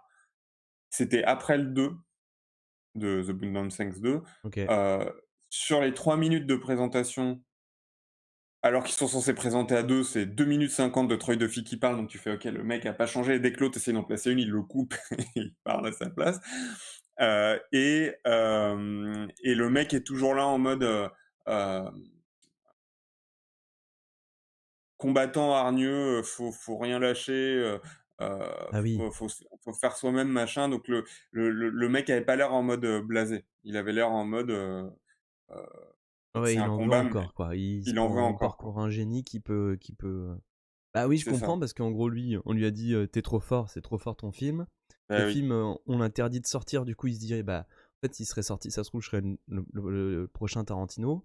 Il sort en DVD, ça marche, donc il doit se dire: «J'ai un truc, en fait». Mais le problème, c'est qu'ils mettent tellement de temps, et ça, je voulais en parler aussi, c'est que quand t'écris, quand t'écris un premier truc, après, t'as une direction qui va s'installer, et là, tu peux complètement bifurquer et pas du tout partir dans la bonne direction. Si t'as pas des bons retours, si t'as pas les gens autour de toi qui t'aident, et si t'as pas l'écoute, parce qu'on va te dire ça marche, et ça, tu le gardes. Et ça marche pas, il faut que tu l'améliores. Et si on te dit pas ça, tu peux très bien faire ce qu'il a fait, virer les trucs qui marchaient et partir sur les trucs qui marchent pas. Et en fait, bah, même si t'étais bon au départ, même si t'étais un petit diamant, bah, si on fait n'importe quoi, on fait des trous à l'intérieur, ça finit par faire de la merde, quoi. Alors ça veut Bah, pas ouais, dire qu'un jour il n'y arrivera pas, hein, mais. surtout que lui, il était jeune, quand il avait 26 ans quand même, quand ça s'est passé, toute Ah l'histoire du ouais, ouais. premier. Et, heu et si tu travailles pas derrière, parce que finalement, le mec, il a fait tout à l'instinct, Ouais. si tu travailles pas derrière et qu'en plus ton melon est pas redescendu, parce que je voyais sur son Twitter, par exemple, je crois que c'est sa signature, hem, Alors qu'est-ce que c'est heu, sa signature, dis-moi? c'est genre «culte» entre guillemets, je trouve que c'est, le meilleur adjectif pour qualifier un film, D'accord, parce que son premier film a été catalogué comme culte. d'accord. Et du coup, enfin voilà, le mec, il est resté là-dessus. Ouais. Ah ouais, il est bloqué de fou, ouais. Et je sais que pour qualifier le 2 avant qu'il sorte, il avait dit: «Ce sera un game changer, mais un truc qui Wow. va révolutionner». Ouais, voilà, le mec est fou, en fait. Le mec est Ouais, pas un redescendu, turnover, le mec a le ouais, tournant le du mec a cinéma et enfin, tout, c'est d'accord. ça, et Il a le mec aucun a retour sur ouais, son ouais, le travail. mec, il est pas redescendu, en fait. Il s'est pas dit: «OK, j'en ai chié pour certaines raisons, je dois m'améliorer», non, non. Ouais, c'est dingue. Le mec est, ou alors il est conscient et juste il joue ce personnage-là, parce qu'il y a des gens aussi qui fonctionnent comme ça, Ouais. ouais, ouais, non, non, le mec il est toujours, mais c'est vrai que, son premier film est considéré comme culte aux États-Unis, pas Oui, chez oui, oui, nous, oui, mais je peux comprendre. Je peux comprendre. et c'est vrai que et de toute manière, même, si on prend, comment il s'appelle? Kassovitz, qui a commencé avec La Haine, qui Ouais, est culte. Le mec, il ne pou en fait, c'était foutu, il et le pouvait mec pas faire même mieux, ouais. lui-même, voilà, même le mec, il le dit, il dit: «En même temps, j'ai fait un film qui est considéré comme culte». Enfin, il y a tellement peu de réalisateurs qui ont cette chance-là. Ouais, ouais, je me souviens. Le mec, il peut s'arrêter, enfin, et effectivement, tout ce qu'il a fait derrière, c'était moins bien. Ouais. Et tu peux pas, en fait, quand tu fais un truc qui est vraiment super bien, tu peux pas, c'est Oui, mort, en oui, fait, bah et puis, bah, le faut problème, changer, c'est faut faire que autre chose. ouais, c'est ça, et quand c'est le premier, effectivement, ça doit être compliqué parce que, tu te dis: «Je me dépasserai jamais», en fait, donc tu baisses les armes. Alors que si tu fais un truc qui est bien, mais qui est perfectible, tu passes ta carrière à essayer de faire ton chef-d'œuvre, en fait, et du coup, bah, pendant que tu passes ton temps à essayer de l'atteindre, tu fais plein de petits chefs-d'œuvre à côté qui sont bien. Effectivement, c'est pas évident, d'arriver. Après, Kassovitz, il a fait des films bien, mais effectivement pas aussi culte que La Haine. Oui, oui, c'est pas, on n'est pas du tout au même degré d'écart qu'il y a entre, le premier The Wooden Sense et le deuxième, hein. Oui. Mais, mais quand même, de tous les films de Kassovitz que j'ai vus après La Haine, je crois qu'il y en a aucun que j'ai eu envie de revoir une deuxième fois. OK, moi j'avais revu Les Rivières pourpres quand même. Ouais, tu avais revu, parce que Ouais, moi je l'avais vu, j'avais fait: «Ouais, bon, OK, ouais». ouais. Il y avait C'était quand pas même une honteux, ambiance mais sympa, mais après, ouais, mais c'était surtout pour un Français, en fait. C'est surtout ça qui était impressionnant. D'arriver à faire une ambiance pareille, aussi sombre, aussi un thriller avec un rythme, chez un Français. Alors c'est tiré d'un livre, hein, mais c'était plutôt bien joué de sa part. Même s'il y a des moments où tu fais: «What?», c'était plutôt pas mal. Mais alors je sais plus, il doit y avoir d'autres choses. Après si, bah, ces films qu'il a fait juste après La Haine, ils sont quand même assez ouais, ouf.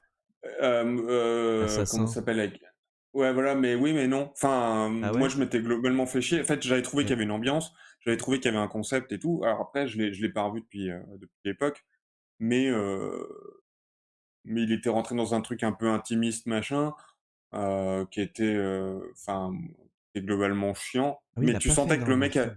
tu sentais que le mec avait un truc à dire, hein, mais et que c'est un vrai cinéaste, mais c'était pas ouf. OK. Et après il avait fait, Babylon AD là, Oui, bon, voilà. Mais ça, peut-être où qu'on en reparlera un jour de ouais, celui-là. parce que les coulisses sont complètement gueudin, Ouais. heu, mais au final, c'est quand même pas ouf non plus, peu Oui, importe les j'avais raisons, vu hein, L'Ordre et mais la Morale, était ah ça carrément j'ai pas mieux vu. que Babylon ID, hein. Mais c'était pas non plus fou, mais c'était un film, voilà, non, mais il se tenait. C'était un film, qui se tenait.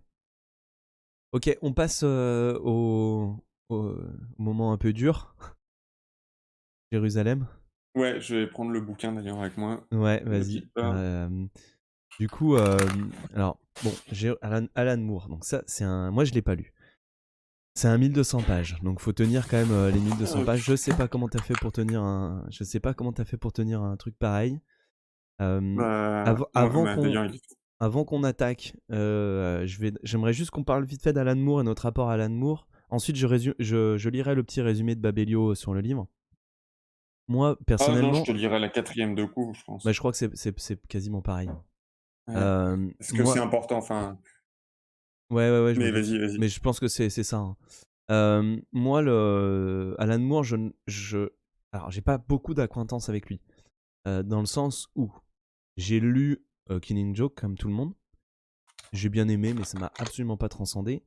J'ai lu, Watchmen, j'ai pas adhéré du tout.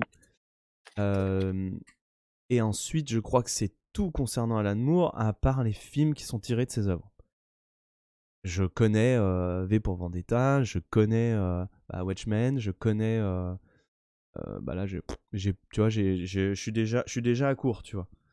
Donc oui, From Hell, Constantine, j'avais noté. Voilà, je les ai vus tous ces films-là, mais rien ne m'a marqué. Donc voilà, ça c'est juste mon rapport avec Moore. Voilà, je sais pas toi, totalement Moi, différent. ouais, moi c'est différent. Alors, moi j'ai découvert début des années 2000 via un pote qui m'a filé pour Vendetta et Watchmen. En BD donc, c'est ça? En BD, ouais, ouais. À la base, c'est un scénariste de BD. Ouais, oui, oui, oui. Oui, oui, puis même ces adaptations filmiques, c'est pas lui qui les a écrits, hein, elles ont été adaptées. J'avais beaucoup aimé V pour Vendetta, j'aime aussi beaucoup Watchmen, sauf que, mais on en parlera, faudra faire une comparaison entre le film Bah, le film, et la on BD. reviendra un jour dessus, Ouais, il est sur la parce liste, donc que on le fera voilà, un jour. on le fera. Moi, ce que j'adore d'Alan Moore vraiment et que je trouve vraiment extraordinaire, c'est Top Ten. C'est C'est vraiment pas ce qu'il a fait top 10? ouais, c'est vraiment pas ce qu'il a fait de plus connu, heu, mais c'est, des BD qui se passent, alors c'est géni bon, du coup, on va faire une aparté sur Top Ten. C'est des BD qui se passent dans un, Bah, non, mais attends, garde-les sous le coude parce que, si c'est bien, peut-être qu'on fera un truc dessus. Tu me les prêteras et oui, effectivement, ça peut être intéressant, du coup. et en tout cas, c'est des enquêtes policières dans un monde, dans un univers parallèle, dont dans un uni en fait, dans un monde qui prend en compte le fait qu'il y a plusieurs univers parallèles et dans un univers parallèle où n'importe quel kidam est un super-héros, mais genre, le mec qui distribue les journaux, en fait, il peut gonfler et s'envoler, tu vas avoir un espèce de fils de Godzilla bourré, dans la ville qui va boire un camion citerne de bière et qui va s'écrouler sur le centre-ville et en fait, tu suis un commissariat justement, donc c'est vraiment un film de enfin un film, une BD de flic et en gros, tu à travers, tu suis des enquêteurs qui enquêtent sur plusieurs meurtres. Et ça va être un point sur lequel je vais revenir, c'est-à-dire que, par exemple, j'avais lu aussi, Necronomicon, et sa suite Providence. Donc ça, c'est des Hem, BD ou c'est des livres? c'est des BD aussi qui sont pour le coup basés sur Lovecraft parce que, Moore a souvent, fait des trucs en lien avec Lovecraft OK, et je sais qu'il y a plein de gens qui ont pas aimé Necronomicon. Moi, j'ai beaucoup aimé, par contre, j'ai pas aimé Providence, même si la fin rejoint et que c'est pas mal et Necronomicon comme Top Ten, c'est quelque chose qui est basé sur une enquête policière et en fait, d'accord. quand il est, et Watchmen aussi en quelque sorte, et en fait, quand il est cerné par des besoins justement, quand il utilise le système de l'enquête policière, ça l'oblige à avoir du rythme, à faire avancer la narration, et à créer du suspense en quelque sorte. Hem, Quand il fait Providence, qui est la suite de Necronomicon, donc Necronomicon, c'est un truc où, ça se passe dans un futur proche, si je dis pas de conneries, ou à notre époque, mais un peu différente, heu et tu as un espèce de truc, il se passe des événements Lovecraftiens, il faudrait que je le relise, mais avec un espèce de chef de secte un peu chelou et des gens qui deviennent fous. Ça ressemble un peu presque à In the Mouth of Madness de Carpenter sur certains aspects. Et tu es intrigué sur qu'est-ce qui se passe, machin. Tu as un enlèvement, tu as un viol aussi, évidemment. Parce que sinon, ça ne serait pas du Alan Moore. Mais tu es tenu par une espèce d'enquête, par un mystère, etc. Et Providence, tu reviens à l'époque de Lovecraft, et en fait, tu suis un, un journaliste qui retraverse tous les lieux qui sont abordés, Attends, je te coupe, c'est heu, une bite qu'il y a sur le sur la devanture de enfin, sur la couverture du de livre? Necronomicon. Non, non, de Ce Jérusalem, là? Oui, il y a une bite, oui, il y a une bite, OK, je sais pas d'accord, si on voit, il y a une bite. ouais, ouais, ouais, je l'ai mis en Heu, c'est ouf. ouais et enfin, je sais pas si c'est fou, hein, c'est sensitif, Bah, non, mais mais c'est ouf, genre, tu heu vois un truc, un labyrinthe et tout, un peu mystérieux, tu vois une tête de mort, une croix, une tour et une bite. Oui, mais ça D'accord. oui et ça alors ça colle bien avec le côté fou d'Alan Moore justement et en fait, beaucoup de trucs dans ce qu'il fait sont très sexuels même, je me suis tapé tout la Ligue des Gentlemen Extraordinaires et tous les trucs qu'il a fait, tout le 1er tome est très bien par exemple et après il part complètement en roue libre et c'est de pire en pire. Ah oui, Les Gentlemen C'est Extraordinaires, c'est lui. Mais il a ouais. été énormément adapté au cinéma, ce mec-là. Oui, oui, oui, mais il a rien touché quasiment à chaque fois et c'est ce qui fait qu'il a arrêté aussi la BD, en fait, parce qu'il s'est fait fister à chaque fois dans ses contrats, mais le mec est complètement perchouille donc et Providence pour revenir un peu dessus, c'est un mec qui va suivre les traces des romans de Lovecraft, qui va se déplacer à Arkham, il va se déplacer à Innsmouth, il va se déplacer à machin Bonne idée. et en fait oui et l'ambiance est super, mais sauf qu'en fait, le mec a eu la géniale mauvaise idée de se dire que, heu, le gars déjà arrive, il lui arrive des trucs à lui, mais, il est un peu spectateur et c'est souvent ça dans les trucs d'humour. Il est un peu spectateur et il lui arrive des trucs, surnaturels que le mec essaye de rationaliser et en fait, à chaque fois, tu as un chapitre BD, dessiné, suivi du journal du mec et l'idée sur le coup, tu te dis: «Elle est cool» parce que tu as le point de vue du journal du mec sur ce qu'il vient de vivre et où le mec essaye de tout rationaliser les trucs chelous qui lui arrivaient. Et sur le papier, tu te dis: «C'est génial» et dans la pratique, mais tu pètes un câble parce qu'en fait, tu y gagnes rien. En fait, pour 5 de points de vue différents, tu te retapes en fait à 95 exactement de ce que tu viens de lire en BD et c'est long parce que le mec, il a un style en poulet et qu'il est en mode il se laisse écrire et en fait, le résultat, c'est que tu lis les pages de BD, elles sont cool et quand tu arrives sur la page journal, parce que tu en as une à chaque fin de chapitre et que tu vois que tu as 20 pages de journal à lire et en fait, tu as vraiment un réflexe où tu es là: «Oh, fais chier» et t'as qu'une envie, c'est de les zapper et tu les lis parce que moi je lis et je suis obligé et en fait, ça t'apporte rien, et tu compris le principe au bout du Tu les lis premier et au parce que moi final je lis, je suis obligé. non, mais enfin, tu vois, la Oui, Bible, bah, je de toute voulais la façon, lire, oui. j'ai lu la Bible, Jérusalem, tu arrêté au bout de 100 pages. Moi, Oui, je suis allé oui, au tu un bout malade.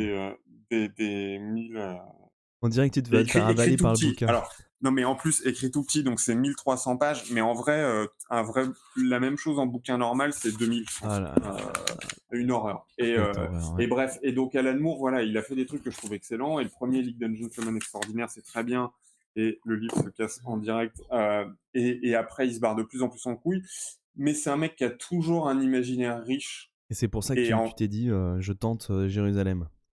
alors non, je tente Jérusalem parce que les gens disaient du bien, ces Ah ouais? connards. Ouais, parce qu'en fait, un peu, on parlait de la Bible, un peu comme dans l'Ancien Testament, où Dieu met en garde son peuple de ne pas idolâtrer les mauvaises idoles, etc. Je pense qu'il y a un culte. En fait, déjà, je déteste les gens qu'on prend pour des génies. Enfin, j'ai rien contre les gens qui sont pris pour des génies, mais je déteste qu'on qualifie des gens de génies. C'est un truc qui m'énerve. Il n'y a pas de génie, ou il y en a très très peu. Et Moore a plein de failles. Et c'est un mec talentueux sur plein de trucs, hein, mais c'est un mec qui a aussi plein de failles. Il est humain et c'est un espèce de vieux taré de toute manière maintenant et il vieillit, et ça marche rarement bien avec les artistes, la vieillesse. Et je pense qu'il y a un culte sur Moore parce qu'il a fait des trucs extraordinaires, et qui eux-mêmes sont pas exempts de défauts quand on parlera de Watchmen. Bref, j'aime beaucoup, mais c'est pas parfait. Euh, et en fait, il y a un culte sur Moore, et je pense qu'en fait, le mec pourrait écrire de la merde sur 1300 pages comme il a fait avec Jérusalem, et les gens vont adorer parce qu'ils ont déjà un biais, ils savent qu'ils vont adorer. Et en plus, euh, c'est un mec qui a un imaginaire qui est fort et qui a quand même des trucs intéressants à dire.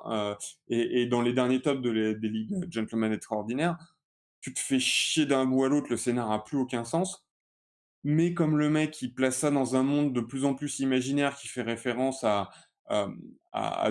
toute une culture, surtout anglo-saxonne, mais fantastique, fantasy, tout ce que tu veux, qui redigère, qui retransforme, tu peux y trouver un plaisir euh, juste référentiel, ou juste intelligent sur la manière dont il va réinterpréter les mythes, les légendes, les contes, ou même les trucs plus populaires. Et en fait, je pense que pour certaines personnes, ça peut suffire et moi, un des gros plaisirs que j'ai dans le top 10, c'est aussi ça, hein. Top 10, il y a 2-3 la finalité est géniale, je trouve, en plus, ce qui est pas le cas dans beaucoup de ces trucs, heu, mais top 10, si tu cherches bien et tu vas trouver des failles dans certaines cohérences d'enquête ou des trucs comme ça, ou des enquêtes qui servent à rien, qui sont juste là pour habiller la vie du commissariat, mais tout est tellement original, frais, génial qu'en fait, c'est super distrayant à lire, c'est super Ouais, agréable et c'est super riche bah, justement, et j'avais eu un pote qui m'avait prêté la BD de Watchmen, qui lui est très, très attaché au sens des choses et lui, il avait mmh. adoré parce que ça disait beaucoup de choses et moi, j'avais eu beaucoup de mal, parce que j'y voyais des défauts dans la narration. Mais oui, du coup, je comprends ce que tu veux dire.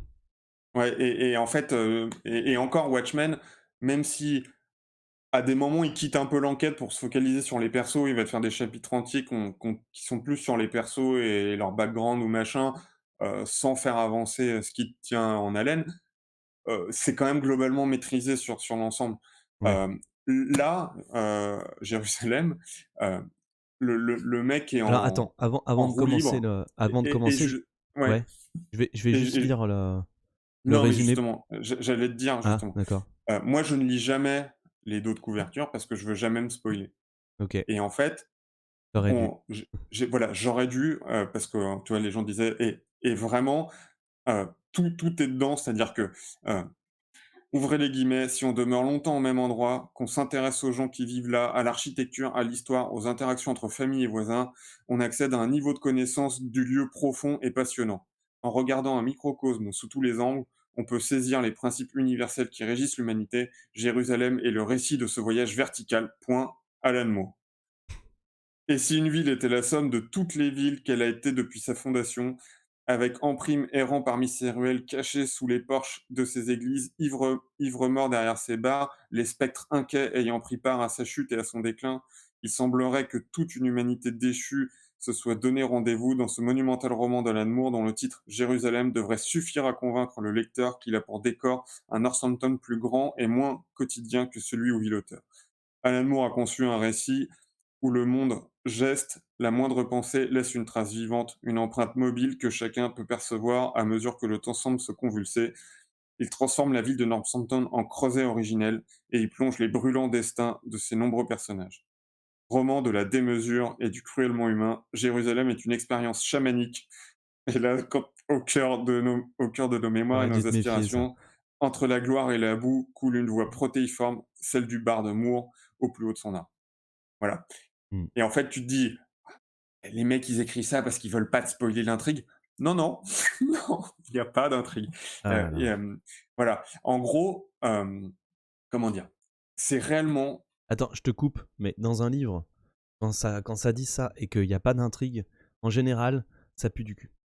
En bah, général, oui, dans le ouais, le 4e de couverture, quand, il y a ça dit rien, ça raconte pas d'histoire, ça pue du cul. C'est qu'ils ont pas réussi, le livre, ne raconte rien, enfin, il y a pas d'intrigue et du coup, ils galèrent à te le pitcher. oui, Attends, parce que c'est un d'ailleurs, attends, pitch. je fais juste une aparté. Je fais juste une aparté parce que là, j'ai l'air de dire que c'est pas bon. Merde, attends, je me suis trompé de livre. J'ai l'air de dire que c'est pas bon, mais en fait, je suis en train de lire ça, Fumato. C'est pareil. Je vais te lire le dos de couverture. J'en parlerai pas. Je le lis là parce que j'en parlerai pas dans ce live. Dans le brouillard de l'existence, Raphaël évolue joyeusement au radar. Un peu auteur, un peu comédien, un peu bouquiniste, il brûle la nuit, le théâtre et l'amitié par les deux bouts. Jusqu'à sa rencontre avec Victor, un vieux juif russe du bar d'à côté. Si l'identité de celui qu'on appelle Monsieur le Président reste aussi brumeuse qu'en arrière-plan, de Léonard de Vinci, sa conversation a quelque chose de l'évidence. Donc là, il est en train de parler d'un truc qui arrive à la moitié du bouquin. Maître des portes d'une vérité invisible aux profanes, Victor initie peu à peu Raphaël à la seule carte au trésor qui vaille, le sens de la vie. Donc voilà, donc quand je te dis qu'il rencontre ce vieux monsieur là, c'est moitié du bouquin. Mais c'est pas gênant, parce que le livre est très bien. Enfin, il est très bien. Moi j'adore, j'adhère à fond à l'auteur et à ce qu'il raconte. Mais par contre, effectivement, il n'y a pas d'intrigue, il n'y a pas d'histoire. C'est une tranche de vie, et ça peut être très bien des fois, mais Oui, oui, ça peut être très bien justement, bah, du coup, peut-être on en parlera en même temps que je viens de finir un bouquin qui s'appelle «L'Anomalie» de Letellier et c'est pareil, ils essayent de pas trop en dire derrière parce qu'en fait, genre, ce qu'on appelle l'élément déclencheur arrive au bout de 100 pages sur 300. Ouais, Mais le bouquin est super bien, en fait, ouais, même si, sur papier, en fait, si tu essayes de narrer un truc comme il le fait, c'est casse-gueule et il faut vraiment gérer, mais en fait, au final, c'est quand même vraiment très bien. ouais. Heu, Mais du coup, moi, tu vois, quand je dis «c'est très bien» et que je veux pas parler de ce film-là, enfin, je veux pas de ce bouquin-là, je veux pas en faire une émission, c'est que, je ne saurais pas dire heu, pourquoi narrativement c'est bien, pourquoi c'est bien. En fait, ça me plaît. Ça me plaît parce que ça me parle à moi et du coup, qu'il y ait pas d'histoire, ça me gêne pas parce que tout ce que vit le personnage me plaît.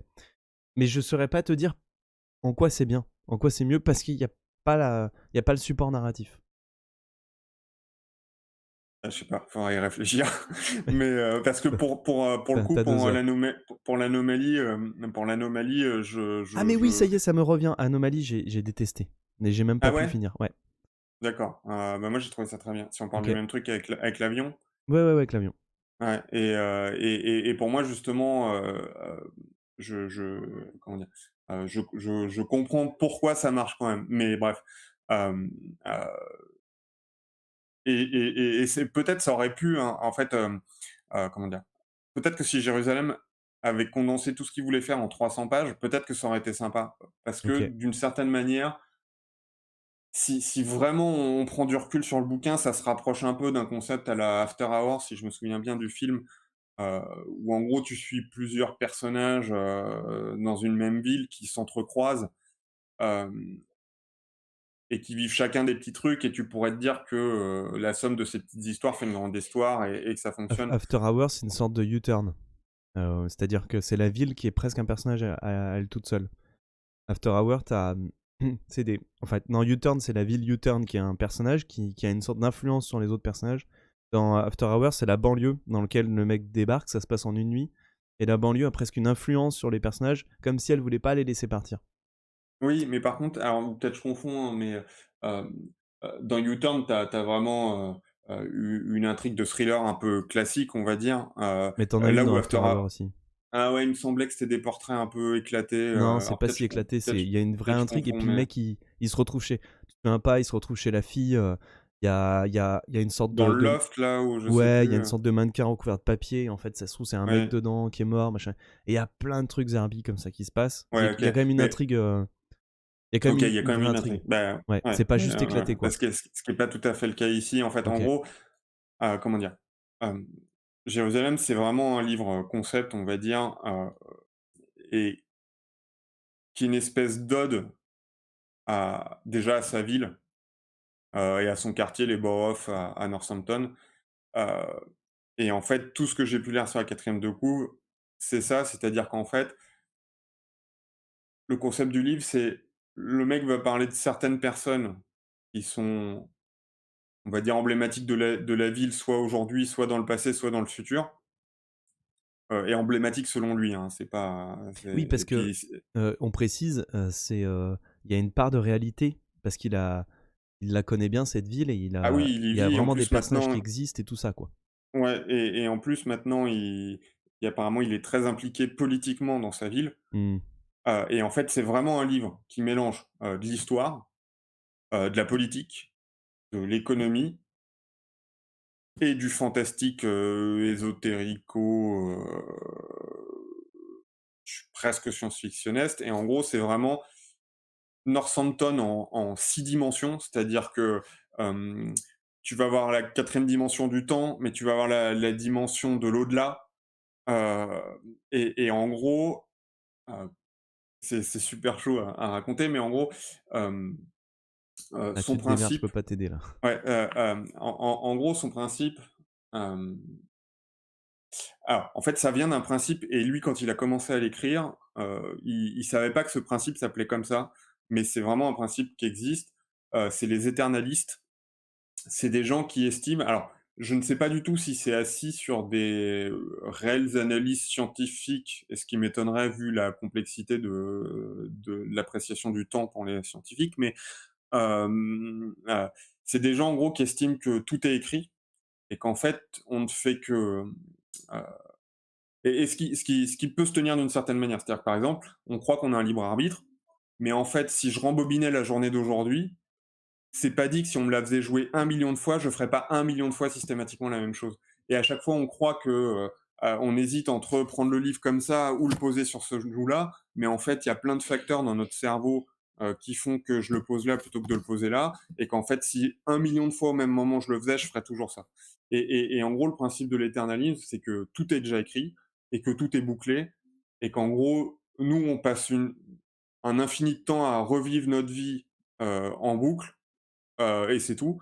Et qu'en fait, le temps, il suffit de le parcourir pour le lire comme tu lirais une VHS, en gros. Hem et tout le bouquin d'Alan Moore, c'est ça, dans le sens où, au-delà des personnes vivantes, en fait, il va y avoir toute une quantité de personnes qui sont des fantômes, qui vivent dans un au-delà qui est au-dessus de Northampton, un au-delà qui comprend ce qu'il appelle des architectes ou des bâtisseurs, qui sont des espèces de grands mecs en toge qui en fait jouent au billard et en fait décident un peu du destin du monde, avec donc une forme de paradis parce que les gens qui meurent se retrouvent là-bas, et notamment tu as des trucs marrants, genre tu as un fantôme de terroriste et le mec il est bloqué dans la seconde dans la demi-seconde qui précède qui suit l'explosion. Donc le mec il est un peu déformé dans un cri constant et il stresse un peu tout le monde, tu vois. Euh, euh, tu vas avoir une quête du temps parce que parmi les personnages principaux, tu as une famille qui s'appelle les Vernal, euh, qui ont pour certains une particularité justement de voir ce déroulement du temps, et même ils vont voyager jusqu'à la fin du monde et jusqu'au début de l'univers, en gros. Et il va matérialiser ça dans l'au-delà, la différence du temps, aussi par le fait que tu as des espèces de traînées, donc il va décrire souvent la manière dont quand tu fais un mouvement, ça laisse des traînées derrière, etc. Puis après, c'est en sépia, etc. Bref. Et donc en gros, le fait qu'il y ait des fantômes qui eux-mêmes, justement, quand ils sont dans l'au-delà, ont accès à tout le temps, parce qu'ils peuvent, comme on se déplacerait physiquement, ils peuvent se déplacer vers le passé ou vers le futur, parce qu'en fait, tout n'est qu'une question de superposition de couches et de continuité. Heu, du coup, ça les permet de revisiter des personnages du passé, au tout début même de Northampton, et c'est pour ça que sûrement que ça s'appelle Jérusalem, vu qu'en fait, tu as eu un moine en 1200 ou je sais plus. En fait, Northampton, a priori, c'est vraiment au centre, c'est le point central de l'Angleterre d'un point de vue géographique, et tu as une croix au centre de Northampton qui a été ramenée par un curé, au XIIe siècle ou un truc comme ça, qui l'a ramené de Jérusalem. Hem Et en gros, le mec va te mélanger tout ça. Donc le mec va te D'où parler le titre? d'histoire, sûrement. Ok. Heu et le mec va te parler d'histoire parce qu'il va parler de poètes, de romanciers, de politiciens du passé, de militaires, de trucs comme ça. Il va même te parler de politiciens du futur qu'il invente, enfin d'une politicienne en tout cas. Il va te parler des gens au temps présent du récit, qui vont être notamment certains des descendants du premier Vernal, qui a eu une espèce de rencontre avec les architectes et qui lui voit dans le temps, etc. Le personnage principal, on pourrait dire, en fait, tu as un frère et une sœur. Tu as une sœur qui est une artiste, qui est le pendant d'Alan Moore en personnage féminin, mais qui est une artiste qui est très grande, qui s'habille avec des trucs un peu pseudo-gothiques, qui fait un peu peur aux gens, mais qui en fait est très gentille, qui fume des pétards et crée des trucs de ouf. Et en fait, une grosse partie de l'histoire, de ce qui ressemble à une histoire, c'est ce qui est lié à son frère. Donc c'est tous les deux des descendants de cette famille. Et son frère, lui, en fait, est pris d'un souvenir d'un coup, parce qu'il a un nouveau choc dans lequel il manque de mourir, il se fait acidifier la gueule à son boulot avec un tonneau, bref, je sais plus exactement les détails.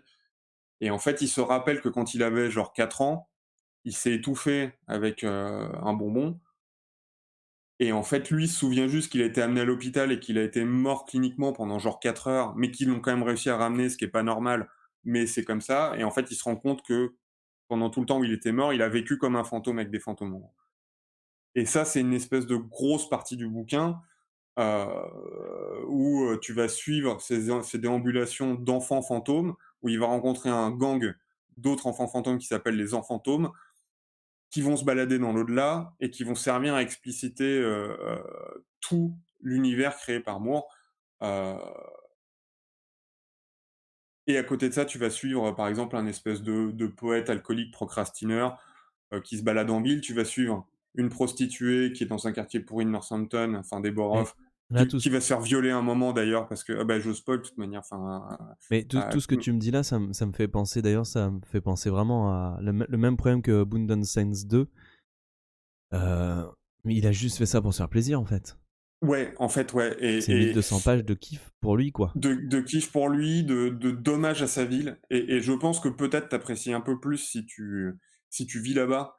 Parce que un des énormes défauts, alors je disais la prostituée se fait violer parce que serait une histoire d'amour sans viol, hein, je ne sais pas. Et Alan Heu, Moore. ouais, heu, l'énorme problème du livre, en fait, il y a 2 problèmes.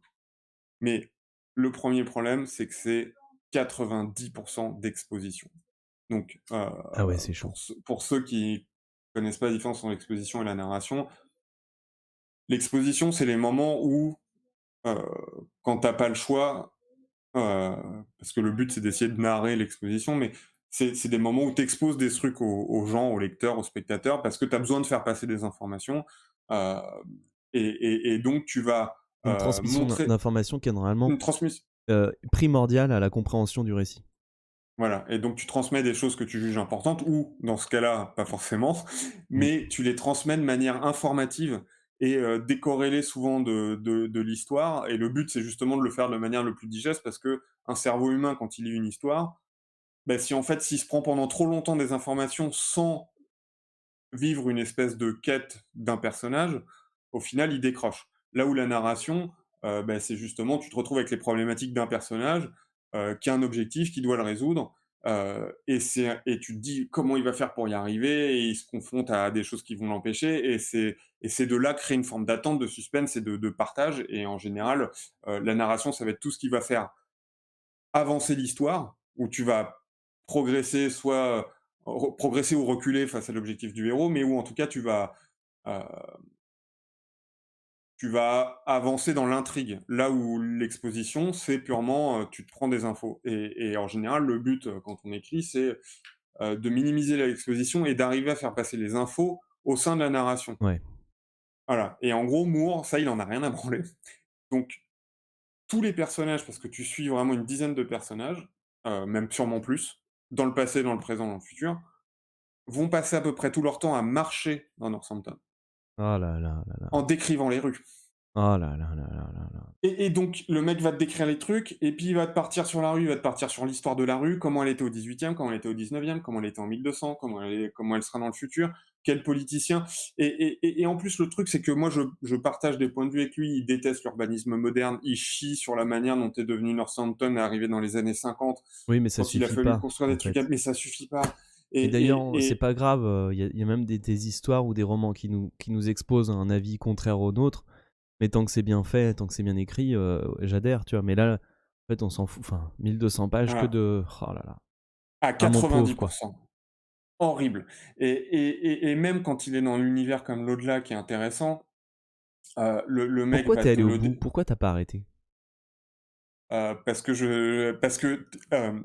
moi je connais quelqu'un qui a arrêté à la page 600 et qui m'a dit: «Au bout de 600 pages, Waouh! j'ai arrêté», Ouais. et tu gardes toujours espoir parce qu'il a fait des trucs bien, tu gardes toujours espoir que ça va s'arranger, et en fait, tu l'impression qu'il t'installe plein, comme il y a beaucoup de choses, t'as l'impression qu'il t'installe plein de trucs, Bah oui, c'est de et l'exposition, tu te dis: «Bah, voi ça va tomber, ça arrive à quelque voilà. chose». Et je me suis dit: «À la fin, au moins, je vais me faire mindfuck», tu vois? À la fin, au moins, je Mais vais est-ce être que là: tu t'es fait «Oh mindfuck à la fin ou pas? non, pas de Non, fin». il y a En pas de gros, fin? et il y a en fait, même sur tous les arcs de tous les persos, par exemple, hem, parmi les trucs sympas, quand tu suis le gamin qui est avec les enfants fantômes qui se promènent dans l'au-delà, alors parmi les trucs pas sympas, c'est que les mecs, ils se disent: «Oh, on a rendez-vous à tel endroit, mais si on faisait un détour par plein de trucs, histoire de visiter plein de trucs et de voir plein de gens dont on a rien à foutre». Mais à un moment, il rencontre, comment il s'appelle? Un des démons, pas Lucifer, pas Satan, mais Asmodée, qui est décrit, enfin qui fait vraiment, enfin pas vraiment peur, mais qui est intéressant, et tu te dis: «Ah putain, il y a une forme d'antagonisme, il y a un truc qui fait peur, machin». Qui essaye je sais plus s'il essaye de manipuler les enfants, de les tuer ou je sais plus quoi, parce que techniquement, comme c'est un super démon, il pourrait avoir le pouvoir de le faire. Et il arrive à se faire chasser par une matrone, bref, je rentre pas dans les détails, et il dit au gamin, genre, là il se fait rebooter le truc, il peut plus leur nuire, mais il dit au gamin: «Un jour tu tueras pour moi», et tu te dis: «Waouh, OK, page 350, enfin il se passe un truc, on me crée du suspense, qu'est-ce qui va se passer?» Ça n'arrive jamais, ça n'arrive jamais. Asmodée, tu le revois 2 fois de manière éparse, plus avec les gamins, le gamin ne tue jamais qui que ce soit, même adulte. Et là, tu fais: «Pourquoi?» Ou alors je me suis endormi, tu vois? J'ai peut-être raté un chapitre, je sais pas. Et tout est comme ça, il y a des mini histoires qui vont boucler, mais il y en a d'autres qui vont pas boucler, qui vont rester ouvertes, qui vont pas se finir et tu sais pas pourquoi. Heu et la fin, il y a pas de fin. La fin, en gros, l'artiste, la pseudo Alan Moore, en fait, son frère lui raconte tout ce qu'il a vécu, comme ça lui revient en mémoire, il lui raconte tout ce qu'il a vécu dans l'au-delà et cetera et elle fait une espèce d'expo de dessins avec, dessins, peintures, maquettes, hem, où elle reproduit la ville et où elle reproduit les visions qu'il a eues pour transmettre toutes ces visions et tu te dis: «OK, les gens vivants vont avoir accès à ce que seuls les morts voient d'habitude et il va se passer un truc ou quoi que ce soit». Heu et non, ça se finit là-dessus.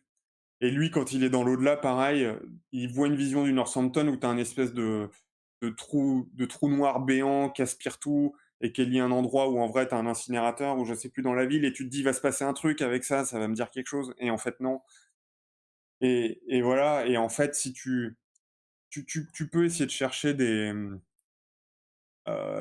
thématiques profondes derrière, la manière dont tu vas parler de l'urbanisme, la manière dont tu vas parler de l'histoire, la manière dont tu vas parler dont les gens vivent dans une ville, la manière dont tu vas parler dont les gens sont influencés par leur environnement, dans la manière dont les villes bâtissent les pensées, dans la manière dont la politique bâtit les villes pour bâtir les pensées. Tu peux, réellement trouver des trucs intéressants, et dans son univers, la manière dont il dépeint l'au-delà, il pense à beaucoup de trucs, vraiment, hem la manière dont il dépeint sa vision du temps et de l'au-delà pourrait fonctionner. Heu, à l'époque, en le lisant, j'essayais de la prendre à mal, de voir si, il y avait des logiques qui fonctionnaient pas et c'est assez carré et tu peux trouver un un plaisir biblique, pas au sens, la vraie Bible, même si ça s'appelle Jérusalem, mais au sens, biblique comme une bible, d'un lore, heu, Oui, du oui, juste cinéma des ou machin. concepts, Voilà, des concepts qui sont bien huilés, qui sont poussés dans leur dernier mais retranchement. faut peut-être pas le lire comme un roman, ni comme une histoire, enfin, C'est tu c'est vois? c'est ça. Mais sauf que, heu, tu vois, Vogler, il va te dire souvent quand tu écris, il faut écouter son corps.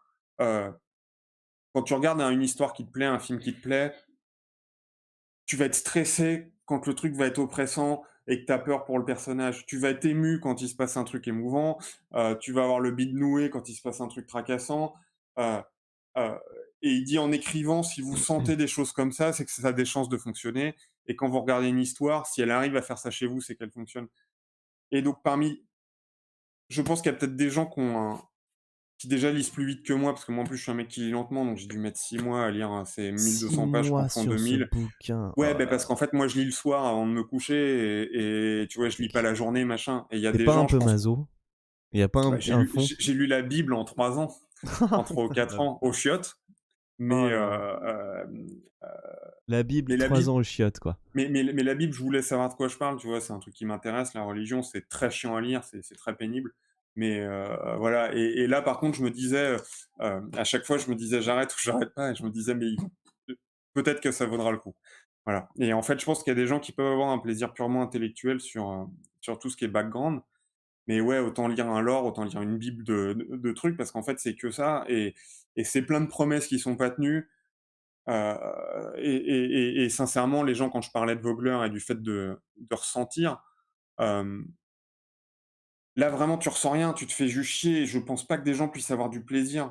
Sincèrement, je sais pas, ouais, je comprends pas comment ça peut, au-delà de la qualité de imaginative du roman, je comprends pas comment tu peux ne pas t'emmerder, en fait, parce que réellement tu tout le temps dans l'exposition Ouais, bah, c'est à et mon avoir avis, une bonne mais imagination, c'est pas de la narration, quoi. non, mais Et c dans parce les que der t'attendais de la narration.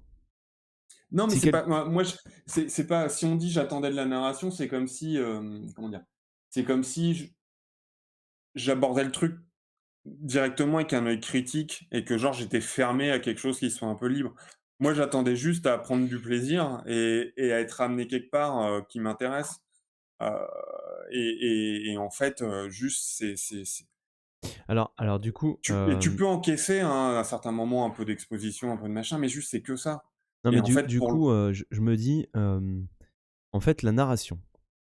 les histoires, elles te permettent de faire rentrer n'importe qui dans n'importe quel thème qu'il C'est n'aime ça. pas, grâce à l'émotion, grâce au personnage et tout ça, grâce à l'intrigue, au mystère, grâce à l'ambiance, ce que tu veux.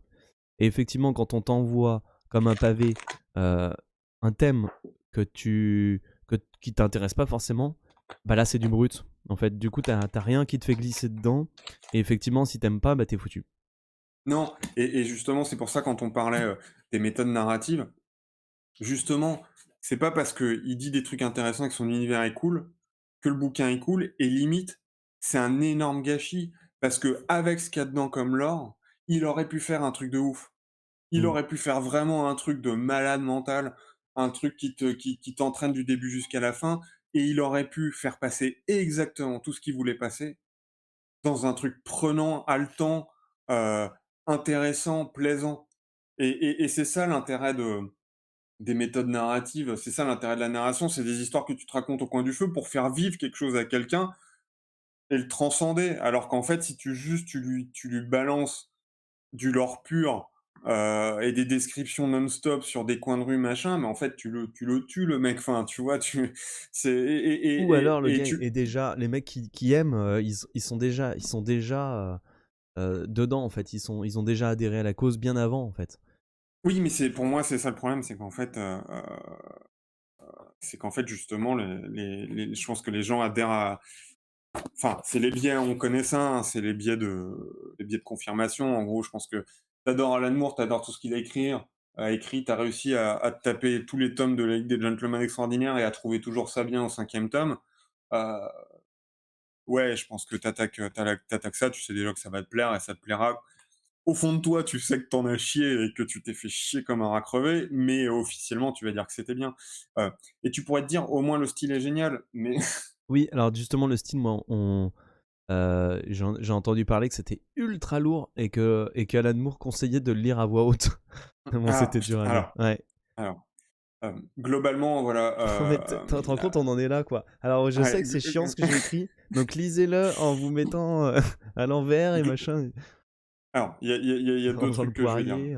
Voilà, globalement, il a un style qui est variable, heu, qui est qui est souvent un peu trop lourd, qui est souvent un peu trop lourd, un peu trop chargé, un peu trop ampoulé, mais qui, des fois, est capable de bien te décrire des trucs de manière intéressante. Tu te dis: «Putain, ça devait être chaud à décrire, il a réussi à me le décrire», heu et des fois, le style est plaisant. Mais comme le mec est fou, par exemple, heu, il les gens dans l'au-delà et ça de base pareil, c'est une super idée. Heu, les gens dans l'au-delà en fait, ils parlent un peu en phonétique, et d'ailleurs à traduire ça a dû être une horreur. Ils parlent un peu en phonétique et avec des lapsus, heu et hem et donc par exemple et donc par exemple, je sais pas, les mecs ils vont te dire, je vais prendre une phrase, hem, heu tu vois, il veut dire Lucia a les yeux écarquillés et c'est Lucia allait A2LEZ, cieux, alors pour le coup, en fait, c'est un mauvais exemple, CYEUX, écraquelé, et les reins crudels. Mais là, c'est un mauvais exemple parce que c'est des mots qui veulent rien dire, mais des fois, tu as des vrais lapsus qui sont sympas. Encore pire, tu sais. Ouais, parce que des fois, tu Ah, as des fois, il y a des trucs qui veulent rien dire, quoi. non, mais des fois, c'est sympa parce que, par exemple, pour dire «au fait», ça va être «eau» comme de l'eau et «fête» comme une fête. Donc c'est des vrais mots qui ont juste Ouais, des d'accord. sonorités différentes et des fois, tu as des lapsus parce qu'en fait, il va parler d'un truc, mais ça va utiliser des mots qui sont, liés au langage sexuel, par exemple, mais qui ont quand même un sens dans le fond et tu te dis dans ces rares moments-là, tu te dis: «C'est brillant». Mais sauf que ça, si tu avais, 2-3 dialogues comme ça, de temps à autre, comme ça serait marrant et tu te dirais: «C'est cool» et le mec, il se dit: «Non, si je faisais des chapitres entiers de 25 pages comme ça». Ouais. Et là, tu es là: «Purâtre donjon verni ici, je puis vous dire casser 15 drops, cimeterre, en endroit bienal méningé, cirtrué à l'apérifio-furie nora de la vieille. Jésus persuavé Même que à voix nous haute, il ça marche pas, sommes hein. ici pour marcyr, incarcer les trois où nous sommes enterrés, à ses poches l'une de l'autre, Mmh. pendant 25 pages, mon pote. Et tu là, tu fais: «Mais tu m'en veux, mec, tu me détestes», tu vois? Tu t'en chies, tu là, tu obligé Et ça coûte justement combien de ce truc? Je la modique somme de, Ouais, 28,90 €, mais à ouais. la limite, si tu fais un rapport temps-argent, heu, Ouais, si mais tu 6 mois de considères pas que le souffrance, temps c'est pas ouais, c'est si tu pourri, quoi. considères pas que le temps est perdu, parce qu'effectivement, en vrai, il faudrait te payer Tu un aimé toucher de l'argent, en fait, pour le dire ce ouais, livre. en fait, ouais et inscrivez-vous, abonnez-vous à notre chaîne, pour pour que peut-être un jour, voilà et le mec, il va te faire des chapitres entiers et tu là, tu fais et tu obligé justement de te les lire à voix haute pour comprendre parce que si tu si tu les lis ou dans ta tête, si tu les lis, de manière purement, enfin littéraire, pas littéraire, mais tu comprends rien et tu chies et j'avais un autre exemple, mais je sais plus pourquoi parce que le truc, je l'ai lu il y a 6 mois, su qui devait être alors je sais pas si c'était un bon ou un mauvais exemple de la prose, mais là, c'est de la prose, normale, heu, donc je redécouvre en même temps que vous, donc ça se trouve, ça va être pour dire que c'est bien et ça se trouve pour dire que c'est pas bien, je sais pas. La fragmentation et la trame, voir tout qui se délite partout au bon sens ah oui, si, je me souviens. Un autre truc qu'il a, il s'est dit: «Tiens, il y a un personnage, il va écrire sans point ni virgule» et il se dit: «Mais c'est super», et c'est vrai que c'est original, tu C'est jamais vu ça c'est ailleurs si, si, et si, le si, mec il y a un auteur qui fait ça. oui, alors sûrement et en plus, c'est Ouais, sûrement mal ça formulé c'est déjà fait, ouais. et donc le mec, bah, pareil, tu as un chapitre, putain, il fait combien de pages ce putain de chapitre? Heu, de 1085 à oh Comme on putain, dirait que tu un manuel en face de toi, en fait. à 1000 Un à manuel sur 1115. l'anatomie. Ouais, à 1115, donc 30 pages qui en valent en réalité 50, sans point ni virgule. Voilà. La fragmentation et la trame, voire tout qui se délite partout. Oh bon sang, imaginez ça, être obligé de se mettre à genoux et de se faire décapiter devant une caméra, c'est un instant. C'est là que la Porte Nord se dressait à cet endroit de Sheep Street. C'est là qu'on mettait les têtes sur les pieux, les Danois qu'on avait capturés. Il n'y avait pas de caméra à l'époque, mais des têtes sur des pieux, c'est la même chose, c'est l'équivalent moyenâgeux, c'est un spectacle censé décourager l'ennemi. Non que je sois allé à Bassora, j'aurais été un ennemi, et là j'ai mis une virgule, j'aurais pas dû. J'ai dit que c'était une occasion d'aider un pays déchiré par la guerre et son peuple, et si Anglicom en tirait quelques profits, ma foi, où est le mal là-dedans? Je ne suis pas un ennemi, mais bon, on pourrait dire que c'est Vas-y, naïf, j'ai ce envie n'est de pas comme mourir. ça que Arrête, ça j'en peux marche, plus. c'est la façon dont ils nous voient, n'est-ce pas? Non, comment? Voilà, Ouais, c'est voilà, atroce. C'est voilà, horrible. C'est horrible. et donc moi je suis désolé, enfin, C'est juste de la souffrance, quoi. voilà, quel est le biais de confirmation qui fait qu'on peut encenser ça? Sincèrement, le mec est en roue libre, Mais il qui est encense ça? C'est des grands littéraires, mais des youtubeurs, j'en sais OK. rien, il y Youtubeur, a moi des j'ai fans pas d'Alan vu Moore, j'ai vu personne encenser, hein. si, moi j'ai un pote, il m'a dit: «Ah tiens, tu devrais voir, il y a une émission de YouTube chez, je sais pas qui, c'est des mecs qui sont deux trois, ils parlent souvent d'Alan Moore, OK. qui en dit énormément de bien et tout machin», c'était Xavier. Alors depuis, il a essayé de lui lire un autre truc d'Alan Moore, il me dit: «Non, en fait, tu fait raison, c'est de la merde». Tu vois? Parce que le mec, j'essayais de lui expliquer pourquoi je trouvais ça pas bien, il me disait: «Tu con, t'es trop De qui ancré tu dans tes parles, méthodes narratives», Xavier. OK. Il me disait: Il faut un peu de liberté en littérature». Non, c'est pas de la liberté, enfin la liberté des uns s'arrête là où commence celle des autres. Je veux dire, le mec, il est en roue libre totale, il est vieux, il est à moitié sénile, il est complètement ch'tarbe, et il y a plus personne, comme il a écrit des trucs de ouf, il y a plus personne qui lui dit: «Non mais Alan, c'est n'importe quoi, arrête-toi». Le mec, il a passé 10 ans. Alors Il a écrit oui, il pendant a 10 passé ans? ouais, je crois pendant 10 ans, mais peut-être que je confonds parce que sa Ah putain. femme a aussi écrit un livre que j'ai pas lu et que je ne lirai pas, sous la houlette de son mari qui l'a poussé à le faire. Oh là Et là. en fait, elle a mis 10 ans vraiment à l'écrire, et lui a fait réécrire 100 fois tout. Le tyran domestique. Genre la meuf, elle avait même plus envie d'écrire, mais le mec, il l'a poussé à écrire. Heu, voilà, c'est sa propre maison d'édition en plus, donc il a pas un Ah oui, éditeur donc il derrière fait pour ce lui qu'il veut, dire quoi. C'est ouais, il fait ce bon, qu'il bah, veut. c'est ce qu'on disait. Il s'est juste fait plaisir, papy, Il s'est juste fait plaisir. voilà. Mais putain, et c'est con parce que, comment dire? Ça pourrait être bien. Tu vois? Ouais. La matière est intéressante, la base est bonne, il y a quelque chose, heu, il y a quelque chose. Il y a quelque chose, mais entre les mains d'un vieux fou qui sait pas Et qui s'en fout, en s'arrêter, et fait. Je pense qu'il s'en foutait. Et c'est ouais, et quelqu'un, encore, je dis qu'il a pas été relu. Il remercie des gens, il y a des gens qui l'ont relu, en fait. Je oui, dis mais qu'il a ça se pas trouve, c'est ses d'éditeur, en potes, fait, ils ont ouais, sauté deux trois pages, ils ont dit: «Ouais, ouais, c'est très bien», ouais, ouais, et c'est enfin, ouais, c'est heu ses potes vieux gourous, fatigués, ouais, et ce que je disais, c'est peut-être si genre, Attends, mais il se déchire tu ton livre en plus là, tu l'attends. oui, bah, parce que c'est de l'édition de merde et qu'un truc aussi gros, Ouais. quand tu mets autant de temps à lire et justement, Bah ouais. des gens qui sont moi, je suis un lecteur lent, c'est-à-dire que déjà, je me plonge dans les trucs et j'ai jamais été rapide, depuis, l'école primaire, où il fallait lire des pages et tout. Moi, je pense que je dois mettre une page, je dois mettre, normal, hein, même pas un pavé comme ça, hein. Une page écrite normalement, je dois mettre 3 minutes à la lire, là où les gens normaux mettent 1 minute et là où des gens rapides vont mettre 30 secondes, voire 20 secondes. Il y a des gens, ils vont te tomber un bouquin de 400 pages en une après-midi. Ouais. Moi, ça, mécaniquement, je peux pas. Donc peut-être que si tu es un super lecteur ultra rapide, peut-être que Tu même moins si de c'est souffrance chiant, peut-être, ouais. ouais, tu as peut-être moins de souffrance et peut-être qu'un truc aussi, déconstruit, uniquement expositionnel et tu réécrit sur 300 pages, peut-être que tu te dirais: «Bah, OK, j'ai pas été pris dans une intrigue, machin, je me suis un peu fait chier, mais Mais c'était c'est que rapide 300 pages, oui, oui, et oui. ça a compensé et je me suis pris un univers riche et au final, bon, heu, voilà». Oui, oui, Et je comprends. quand tu lis les derniers tomes de la Ligue des Gentlemen Extraordinaires, tu te fais chier, mais ça reste rapide parce que c'est une BD et c'est quand même riche en plein de trucs et tu te dis: «Allez, pourquoi pas?» Mais là, juste, c'est c'est trop, quoi. Ouais. C'est trop. Voilà. J'en ai OK. perdu des cheveux, Ouais. voilà, mais je voulais aller au bout et je me suis dit: Ce serait peut-être bien», mais non. Ouais, ça Mais avait l'air non, dur, ouais. ouais, OK. c'était très dur. Bah, donc on le Voilà. recommande pas forcément à tout le monde, voilà. Ah non, ouais, enfin, franchement, enfin, après ça reste une curiosité. Donc si vous êtes vraiment très curieux, si vous lisez vite et que vous êtes très curieux, Ou l'emprunter à quelqu'un et lire un bout juste par curiosité, quoi. ouais, ouais, ouais, ouais, OK. Eh ben, écoute, on va s'arrêter là. oui.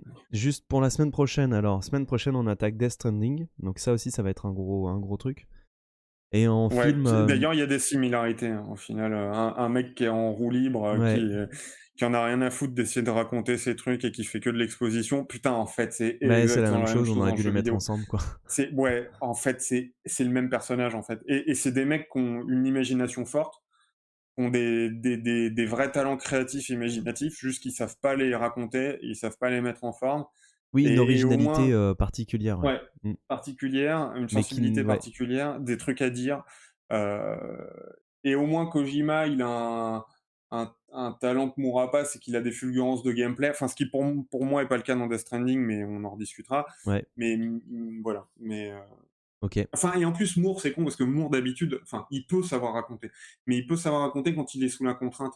Quand il doit sortir un comics qui doit faire tant de pages, quand c'est sous la contrainte d'une enquête, et qu'il le force à faire une vraie histoire. Et en fait, quand il est enfin libre de pouvoir s'exprimer, ben en fait, il en oublie la base de ce que c'est que de raconter une histoire. Et voilà. Et je vois dans ma bibliothèque, j'avais Jack Be Quick d'Alan Moore aussi, que j'avais trouvé sympa, qui est une BD très courte. Bah, peut-être qu'on pourra faire un Voilà. truc si tu me les prêtes, on pourra en parler. Parce que moi, Ouais. effectivement, pour l'instant, j'ai jamais rien vu. Je me souviens plus exactement dans Watchmen ce qui m'avait vraiment perturbé, mais j'avais vraiment beaucoup de reproches narratifs à lui faire. Donc, Bah, de mais mémoire, tu décrochais parce que justement, il partait sur des trucs sur les persos et que ça coupait le fil de l'enquête, en fait. oui, je t'avais dit, c'est ça? Ouais. OK. J'ai dû le noter quelque part. Faudra que je regarde.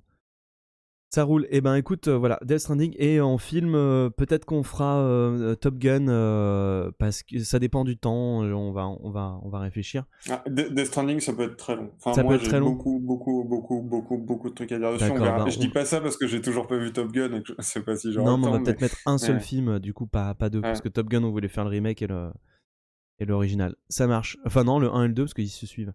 Ah Euh, oui, OK. ouais. Le vieux, ça fait très longtemps que je l'ai pas vu. Heu et du coup, si on décale, Top Gun, faudrait peut-être mettre, comment ça s'appelle, putain? Topper Harley là, heu, Bon, on verra ah, ça en off. oui, mais Martin Sheen, enfin Charlie Sheen, Apocalypse ah Now. putain. Non, Non, ça. le film parodique de Top Gun justement. Ah, Hem, Hot Shot, je sais putain, pas quoi? Non. Hot Shot, Ouais. voilà. Heu, effectivement, si on fait Ah les 2 oui. Top Gun, peut-être que Hot Shot, ça peut être marrant, Ouais, ça peut. bref. Ok, il y aura ça et on sera accompagné de Starflash cette fois-ci qui revient avec nous. Ouais, enfin, un Enfin. retour de Star Flash. Voilà, et ben bon midi à tous, bon déjeuner.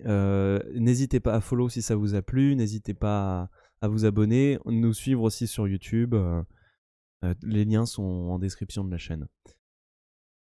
Salut à tous! Bye.